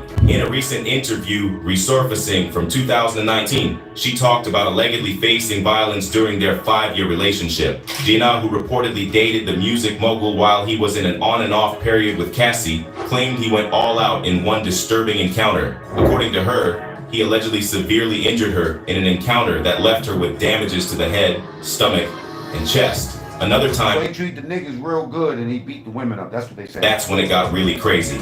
Let me set the scene. They were upstairs in walk-in closet, and he pushed her to the ground. Then she claims that he stood over her, punching the side of her head. She said she was just covering her face as he did that. Gina spilled more, claiming that he compared her to Cassie, calling her the bad one and Cassie the good one. See, this ain't rape with the women. With the women, they saying that this nigga like beating them the fuck up. You know what I'm saying? He like loving the dudes down, dressing alike and stuff like that. But with the women, he got his hands full. You know what I'm saying? Literally. Handful of hair, he pulling hair, he's punching bitches in their face. In her face as he did that. Gina spilled more, allegedly, claiming that he compared her to Cassie, calling her the bad one and Cassie the good one. She even said that everyone in Combs' circle allowed the alleged altercations to happen multiple times. He said the sun don't shine forever. Calling her the bad one and Cassie the good one. She even said that everyone get your vote on, y'all. Get them votes up. Altercations to happen. Get the likes up with them. In a surprising turn of events, Gina spilled the beans that when she became pregnant. In case you don't see the like button on your phone, go to the top right. Bow, just like that. Get those 3 dots up here, and that's where the like is at. Up there. You know what I mean? That'll pop up. All right. Now, as you were trying to prove that I wasn't the girl that wanted him for money. I just care about him, and I just wanted him to be nice to me. That's it. Gina disclosed having a second abortion from their relationship, and this bombshell interview is causing quite a stir, especially after Cassie accused Sean Combs of R and SA in a recent lawsuit. As of now, he hasn't publicly addressed Gina's claims, and it seems like he probably won't. There's not much he can say in his defense, so he'll likely let his lawyers handle the situation. She even said once, he was like mentally, emotionally, and physically abusing me. He would always compare me to Cassie and tell me that I'm the bad one and she's a good one. Everyone else just kind of just... And you probably liked it all. Let's not play. Like look the other way. Now you remember how I said there was a connection between Young and Gina? Well, things took a shady turn for Young Miami when rumors started. It wasn't that bad. You had 2 abortions by him. Were collaborating to cause trouble for Gina. Miami spilled the tea, revealing that he went from being cool for the first 3.5 years to turning into a downright mean guy. So while allegedly Miami was in it with him, she then realized that he had completely brainwashed her. Some even suggest that he included her and convinced her to be a part of all these dirty things, so that if he ever got caught, she would be just as effed as him. Now reports suggest Miami had enough of it. She has had enough of Puff controlling her narrative and pulling her down with him. Apparently, to put an end to all of it, she is now teaming up with 50 Cent for a documentary exposing actions. 50 Cent's production company confirmed they are working on a doc about the and Comb, adding another layer to this unfolding saga. After this drama, people all over the world have had love chasing them ambulance chaser, man. Salute to 50. What kind of world are we living in to allow this blatant to go on for years? But that isn't the end of it. Diddy's facing some serious heat, not just from the 4 women suing him for SA, but there's this whole other drama. Back in 2018, a former male escort named Jonathan AI spilled the beans in a police video, claiming he was a captive for Puff and his ex, Cassie Ventura. Wild, right? AI dropped some bombshell allegations during the interrogation, saying he had a thing with Comb and Cassie like 15 times, and supposedly there are tapes of these encounters. Even Diddy's ex-bodyguard, Gene Deal, commented on the situation. I heard that there's supposed to be some tapes or something that's coming out real soon, and I guess we'll all really know. He said that, what, a week ago, 2 weeks things ago? on those tapes. But nobody really knows what happened to Jonathan AI. Some say he might have passed away, but there's no solid info. Fast forward to now, with Cassie and others accusing Diddy of a... Wait a minute. Guess we'll all really know the truth if anything's on those tapes. But nobody really knows what happened to Jonathan AI. Some say he might have passed away, but there's no solid info. He just disappeared. He said there's more than 20 tapes of me with Diddy and this shorty doing the unspeakable, and he disappears. Get them likes up. Fast forward to now, with Cassie and others accusing Diddy of assault, and it looks like Jonathan's claims are getting a second look. This whole thing isn't just recent gossip though. Jonathan talked about it back in 2018, long before Combs' current troubles. He talked about getting involved in some shady stuff with Diddy's crew, even blaming Puffy for messing up his escorting gig. In the interrogation video, Jonathan revealed how messed up his life got after being involved with Diddy and Think about how bad it is that the police would even release this. Cassie. He ended up breaking into a hotel, had a showdown with the cops, and got shot in the leg. After that, he spilled everything. The drugs, the intimate acts, and even STDs. When he tried to bail, Puff apparently forced him into a settlement, probably to keep things hush-hush. But that didn't stop Diddy's lawyers from coming after him, making Jonathan feel like he was being hunted. And it's not just about the intimate stuff. Jonathan also claimed P. Diddy and Rick Ross are gay. He even brought up the Illuminati and some seriously dark rituals. Now, people are torn. Some doubt Jonathan's story because of his mental health struggles, but others think he might be onto something. Back in 2018, authorities didn't take Jonathan too seriously, but with all the recent accusations against Diddy, folks are starting to wonder. There are even rumors that Jonathan might not be around. 2018. That maybe Combs silenced him. And then all of us know what went down with poor Cassie. Cassie took legal action against Diddy in New York federal court on Thursday, November 16, alleging that the music executive SA'd and R'd her multiple times. Shockingly, she claimed an incident where she was coerced into having intimate relations with male workers while he watched. In her lawsuit, the Me and You singer stated Allegedly, Wes, I heard the same thing. Rage and frequently subjected her to severe beatings. Diddy's lawyer, Ben Braffman, refuted these allegations in a statement, asserting that Cassie had been seeking money from the Bad Boy Records founder. Braffman stated, Mr. Combs vehemently denies these offensive and outrageous allegations. For the past 6 months, Mr. Combs has been subjected to Ms. Ventura's persistent demand of $30 million under the threat of writing a damaging book about their relationship, which was unequivocally rejected as blatant blackmail. Cassie's attorney, Douglas Wigdor, responded by revealing that Cassie and Diddy had a conversation before the lawsuit was filed. According to Wigdor, the Last Night musician allegedly tried to silence Cassie by offering her a substantial amount of money, 8 figures worth, to prevent her from taking legal action. However, Cassie rejected his attempts. In a new development, Diddy is reportedly under investigation by the NYPD. Cassie and Diddy had an on and off relationship until 2018, when they eventually separated. She has since married fitness trainer Alex Fine, and the couple now have 2 daughters together. The lawsuit lays out some pretty disturbing stuff about Diddy, accusing him of serious crimes like SA and R, and forcing Cassie to do some really uncomfortable stuff with male workers. Cassie paints a picture of Diddy as not just the big shot at her record label, but also as someone she thought was a protector, only to end up in this messed up, unequal, and violent relationship. According to the legal papers, Diddy apparently used some pretty intense tactics to keep Cassie under his control, like wrecking a guy's car, threatening a friend by hanging them off a 17th floor balcony, and even asking Cassie to carry his gun in her purse. And get this, Cassie never went to the cops because she was scared it would just give Diddy another reason to hurt her. Diddy, of course, denies everything. The lawsuit goes on to say, Cassie, Ms. Cassandra Ventura, was held down by Mr. Combs and endured over a decade of his violent behavior and disturbed demands. For Ms. Ventura, the dark times were those she spent trapped by Mr. Combs in a cycle of violence and SA.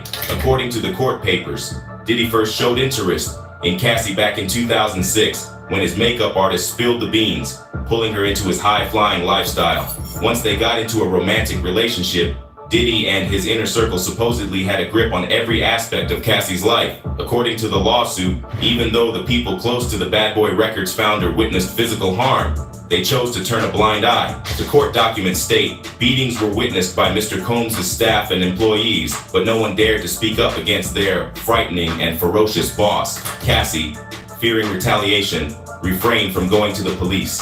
In a particularly harrowing incident in 2009, Diddy allegedly kicked her repeatedly and had his staff hide her in a hotel room. The filing claims that every time she tried to escape, Diddy's extensive network found her, with some employees even telling her that not returning to Diddy would hinder her success in the entertainment industry.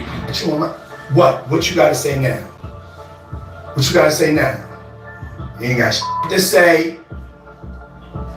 When you put your girl on the snap, baby, yo baby. I mean, shit get weird. Come on, baby. It's hot outside. You wrapped up in that blanket. Let's go jog on the beach.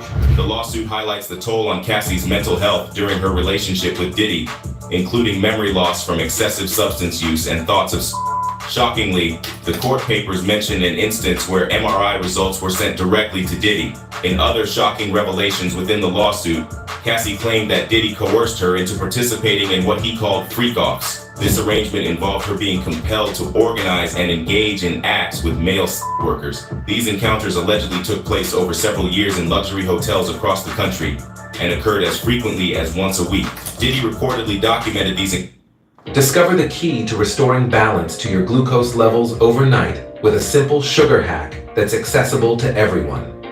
Did you know that type 2 may not be solely determined by your carb or dessert intake? Instead, it could be linked to a phenomenon known as zombie cells in the pancreas. The challenge with type 2 is that conventional medications and treatments often focus on managing symptoms rather than addressing the underlying cause. Over time, this can lead to increasing difficulty in controlling erratic sugar levels, putting these encounters by taking photos and filming them. Cassie attempted to delete videos from her phone, but it proved futile, and she was even forced to watch footage on a flight that she believed she had erased. After one of these incidents in 2016, Diddy supposedly paid a hotel $50,000 to erase hallway surveillance footage. The footage reportedly showed an intoxicated Diddy throwing glass vases at Cassie when she tried to escape, resulting in a black eye. Cassie, in an attempt to cope, started abusing substances and drinking alcohol in hopes of handling the situation better. This intense substance abuse eventually led to addiction for Cassie. The lawsuit made a startling claim that Diddy, in an act of retaliation for Kid Cudi's brief relationship with Cassie in 2012, allegedly blew up the rapper's car. The filing stated that Diddy had previously expressed his intention to target Kid Cudi, and around that time, the suit notes, Kid Cudi's car exploded in his driveway. Kid Cudi confirmed the account in a statement through his spokesperson to the New York Times, saying, "This is all true."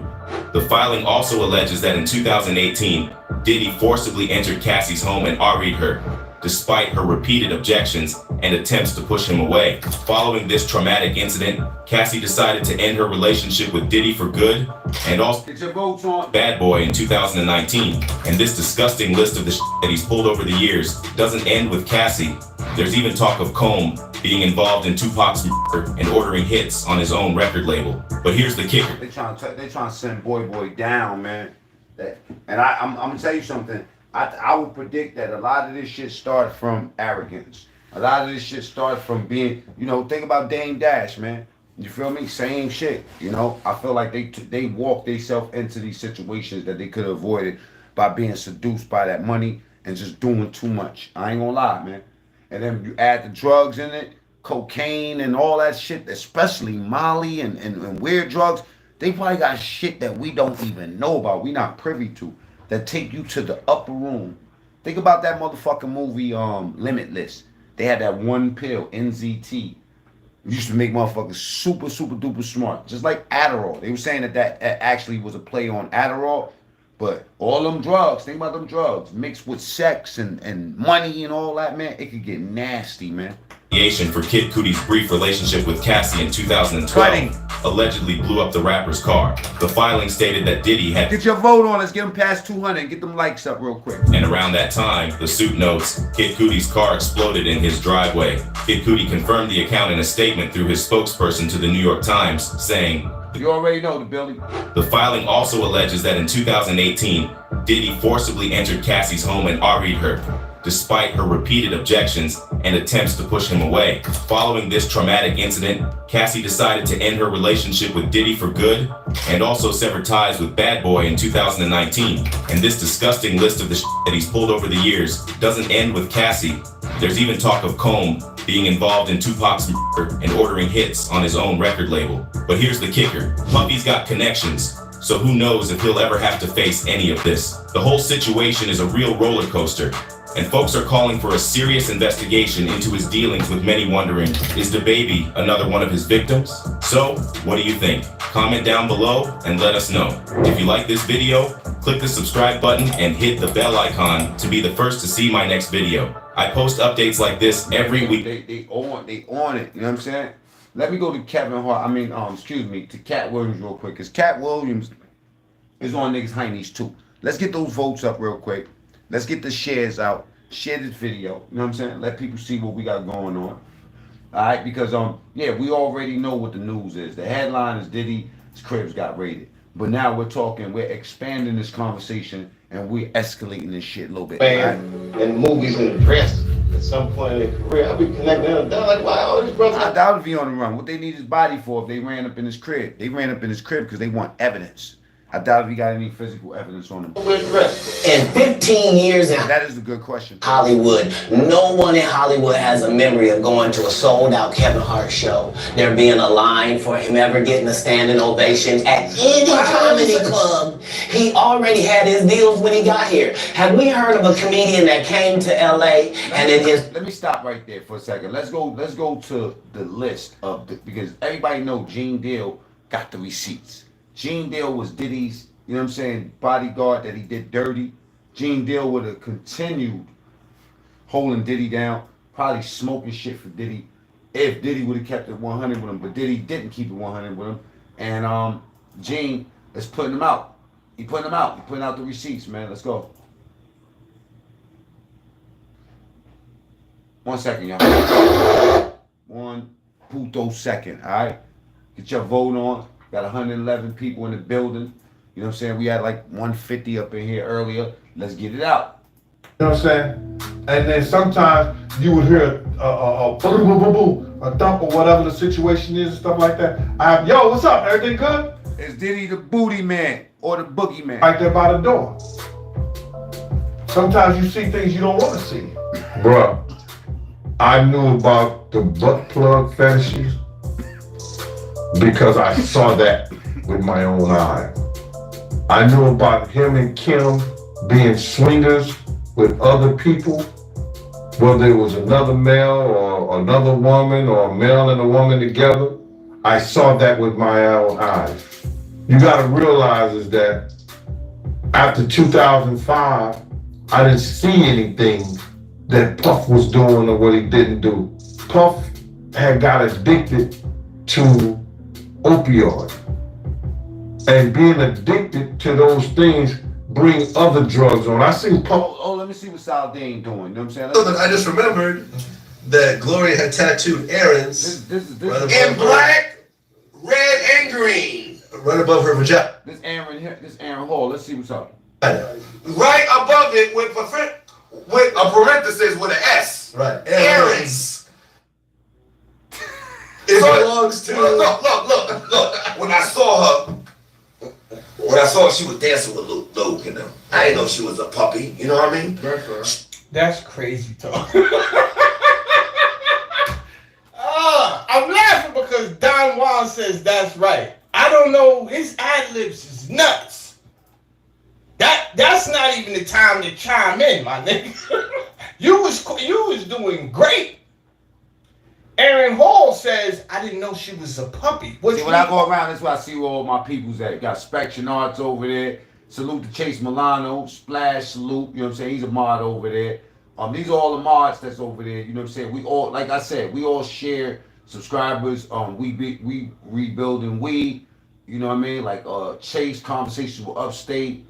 You know, all these people we rock with over on this side. You know what I'm saying? So, salute. Shit in the back. That's right. What? When I saw her, she was dancing with Luke, you know. I didn't know she was a puppy, you know what I mean? She was tall, she was big, blonde hair, boom, with the black pant leather. I was like, I'm getting that. Oh, no. Oh, God forbid they bring this up, my nigga. Yo. Check this out. My name is Jamel Saladin. First thing you want to do is you want to hit the like button, you understand? You over here fucking taking up space and shit. Listen, I only be having like 14, 12 people in the house, you understand? So I know you just here on the visit, my nigga. I know you home on the furlough. When you here, hit the like button, you understand? Because I only got like 14. I'm like Jesus out here. I got like 12 regular disciples, you understand? Now we're 12 regulars. I don't even get happy by big numbers and all that. So why you here? So we're gonna all of us, we're gonna go over there to Jamel Saladin channel. I'm about to post the link right now.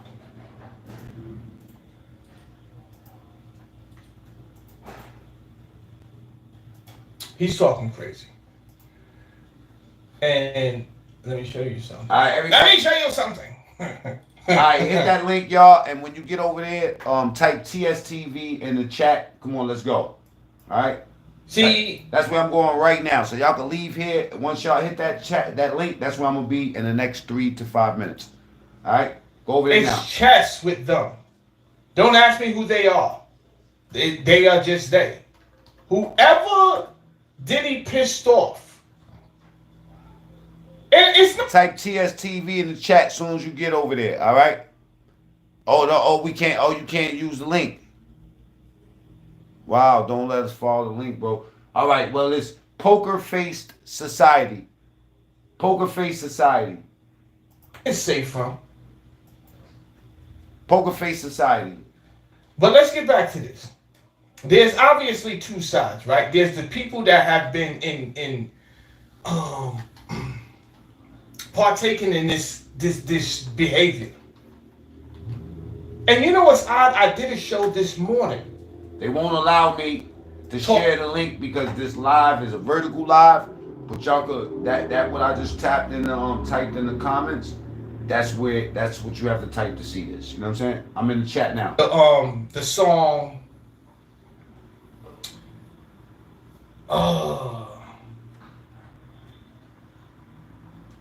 It was on the Snoop Dogg album. It ain't no fun. When I see you over there, I'm gonna shout you out. Salute Irish Warriors. I see you just pulled up. To that song, and that was a wild song. And again, I'm in 8th grade, going to 9th grade, I believe, listening to this song, right? So I'm listening. These people seem successful. This dude is on TV. He got people braiding his hair. You understand? He got rap videos. Thank you, Kiani. Kiani streaming in the building. You know what I'm When saying? you put water in a cup, it's everybody going to go take hit the that energy link. of that. It's going to take the shape of that cup. Type Poker Face Society. This is where I'm at. I'm about to leave this live and we going over here. All right? My man is crazy funny. He about to break some things down. All right? Tell him TSTV when you go over there. TSTV. I seen you, Irish. I was just shouting you out over here. If you take a bunch of people that listen to a certain music and you shape their energy a certain way. Let's get at least 50 people over there. Type TSTV when you get over I there. think it's unfair to take another group of kids that don't even listen to this music really. Totally different demographics. And then you pour something else into them. And then later on when they get older and they grow up, you compare them and you say, man. I think that's kind of... We at Poker Face Society. If you want to get inside this video, if you want to be up in here, go to Poker Face Society. That's where I'm going. All right? We listening to this rap music.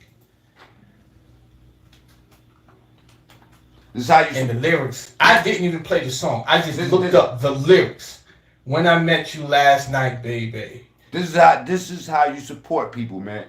This is the way you support people. Make his chat go crazy, man. Put 100 people over there, man. We got 38. Matter of fact, it's 42 now. More and more people are leaving. Leave this chat and go to Poker Face Society. Leave your number on the cabinet. And I promise, baby, I'll give you a call. The name of the channel is linked. It's pinned at the top. Go ahead and hit that. You can come on over and I'll break you off. And if you can't, then fuck that then, baby. Just lay back and open your mouth. 'Cause I have never met a girl that I have loved in this whole wide world. That's where we at, man. Can you imagine if you had every 8th grader, 9th grader? All right, for new people that's here, subscribe. Go to the top. Hit that like button, man. I'll be live again tonight, probably. Oh, excuse me, not tonight. It's on 7:35. I'm done for the day. I got other things to do. Tomorrow, you know what I'm saying? We'll be back out here. Right now, I'm going over there to where it says Poker Face Society. Poker.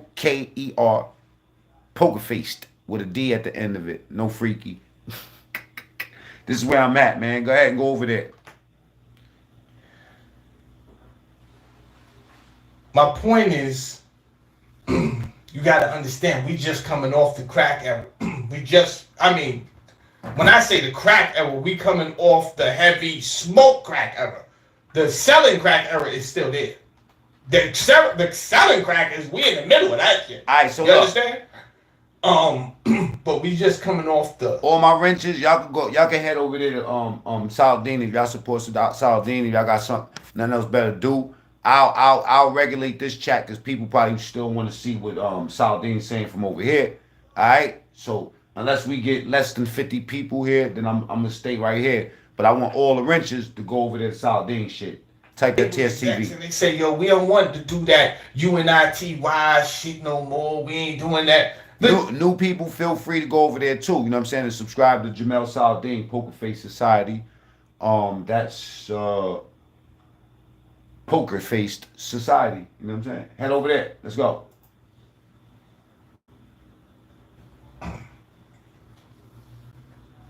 So what I'm telling you is there was waves of we're gonna get this man out the house one way or the other. We're gonna get him out the house, right? We tried to starve him out, meaning we didn't have no work for him. We didn't have no loans for him. We even set up the welfare so he couldn't be in the house. Oh, they tried. I'm telling you that if the evidence is there, I'm not talking no conspiracy shit. They admitted it. Hindsight is 2020. Now they admit, the practices was biased. No fucking duh. No duh.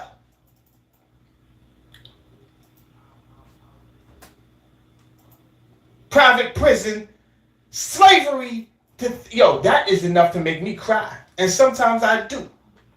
Because slavery never fucking ended. Now when you think about it, 100 years, you would be like, all right, slavery never fucking ended. 1865, it took 100 years just to let these people vote. How the fuck did slavery end? 1865 to 1965 is just when they created, 1965 was when they created the fucking civil, think about the word, what I'm about to tell you, civility, civil. The word is. I agree, Global. You know what I'm saying? But it is what it is, man. It's TV, man. This is what they want to talk about. The time so that shit don't go over your head. I doubt they really worried. I doubt if this reaches the top 10 of conversations that enter the the dinner table. You know what I mean? But most of us, we don't give a fuck. Can you treat me with civility? All right, we're gonna write in on a piece of paper. We gotta write this into an act that we will try to treat you civil. And yet you have ignorant ass people that are not black. Because it's not all Caucasians. You get a lot of people over here that ride the wave and acting like they understand our plight. Bitch, you don't understand shit. All you know how to do is jack our energy, bitch. Watch your goddamn mouth. You out here breakdancing like this shit came from you, nigga. You out here with the swag. Where the fuck you get your swag from? You watch your mouth. You do not understand our pain, bitch. Because you got a few black friends, you thought you understand. You don't understand shit. I promise you don't understand shit. And you won't. And I don't want you to. Because that ain't your fucking story. It's ours. It's ours.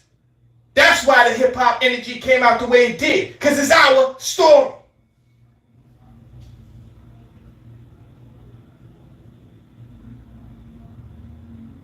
It's not to be duplicated. It's not to be pretended.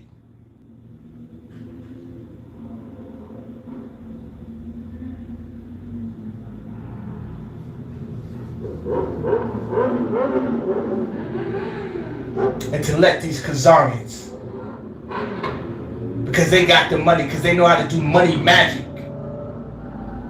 Huh? That's a whole nother story. Not even getting into that tonight, but they had the history of doing money magic. They know how to do money magic. They know how to put interest on shit. They know how to do usury. It's all in here. That's how I know. And there are some that say they're Jews and they're not. Don't fall for that shit. But let me not get off topic with What these people did is they came to the board and they said, listen. They came to the labels and said, listen, we going in another direction with this shit. And Diddy, you was with it, bro. You always been with it. You always been with it. But they done raided your house today. And not anybody. It wasn't the ATF that raided your house, Diddy. It wasn't the local authorities that raided your house, Diddy. This is not good. This is not good. It was Homeland Security. Not for nothing, Diddy. They done took down their own. They done took down bigger than you when it comes to this shit. You understand?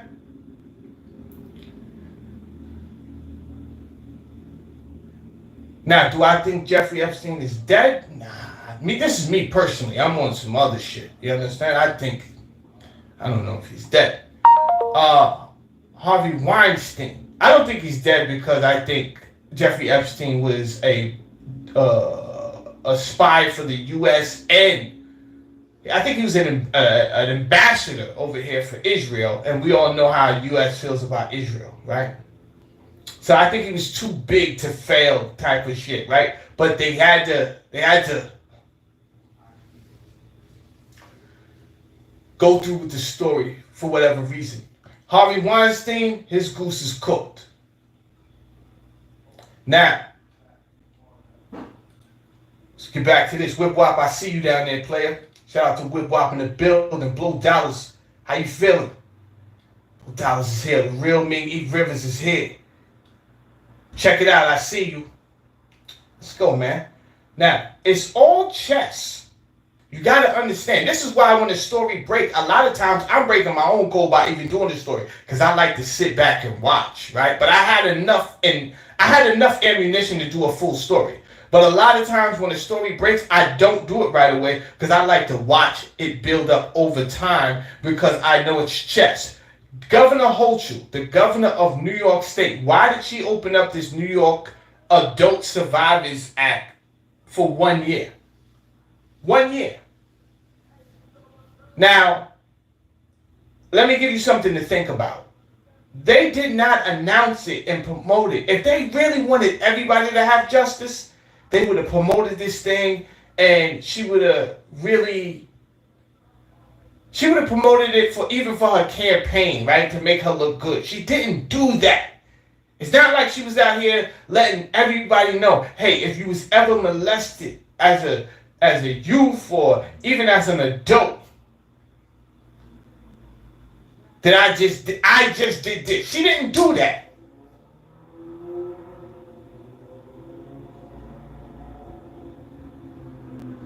So that led me to think right then and there, okay, this shit was a play. This is a play, right? She later on, I'm talking about fourth quarter. If y'all remember, it was like fourth quarter when we found out that, wait, they got an Adult Survivors Act that people could go back and sue the people or try to, get this person prosecuted for doing what they did. By the time most people found out, it was already the deadline was almost over. But let me tell you who it wasn't over for, because I think it was intended for Diddy, if you want to call himself Love. I would appreciate it if you did not call yourself Love. You understand? Also, big love. I do take offense. It's kind of like Brother Polite. You understand? I take offense by his name being Brother Polite. I take offense by his name being Brother. Can we just call him like Dark-Skinned Jermaine or something like that from now on? The dark-skinned guy from 125th. That's his name. Yeah. Yeah, that nigga Saldane cooking. The dark-skinned guy from 125th.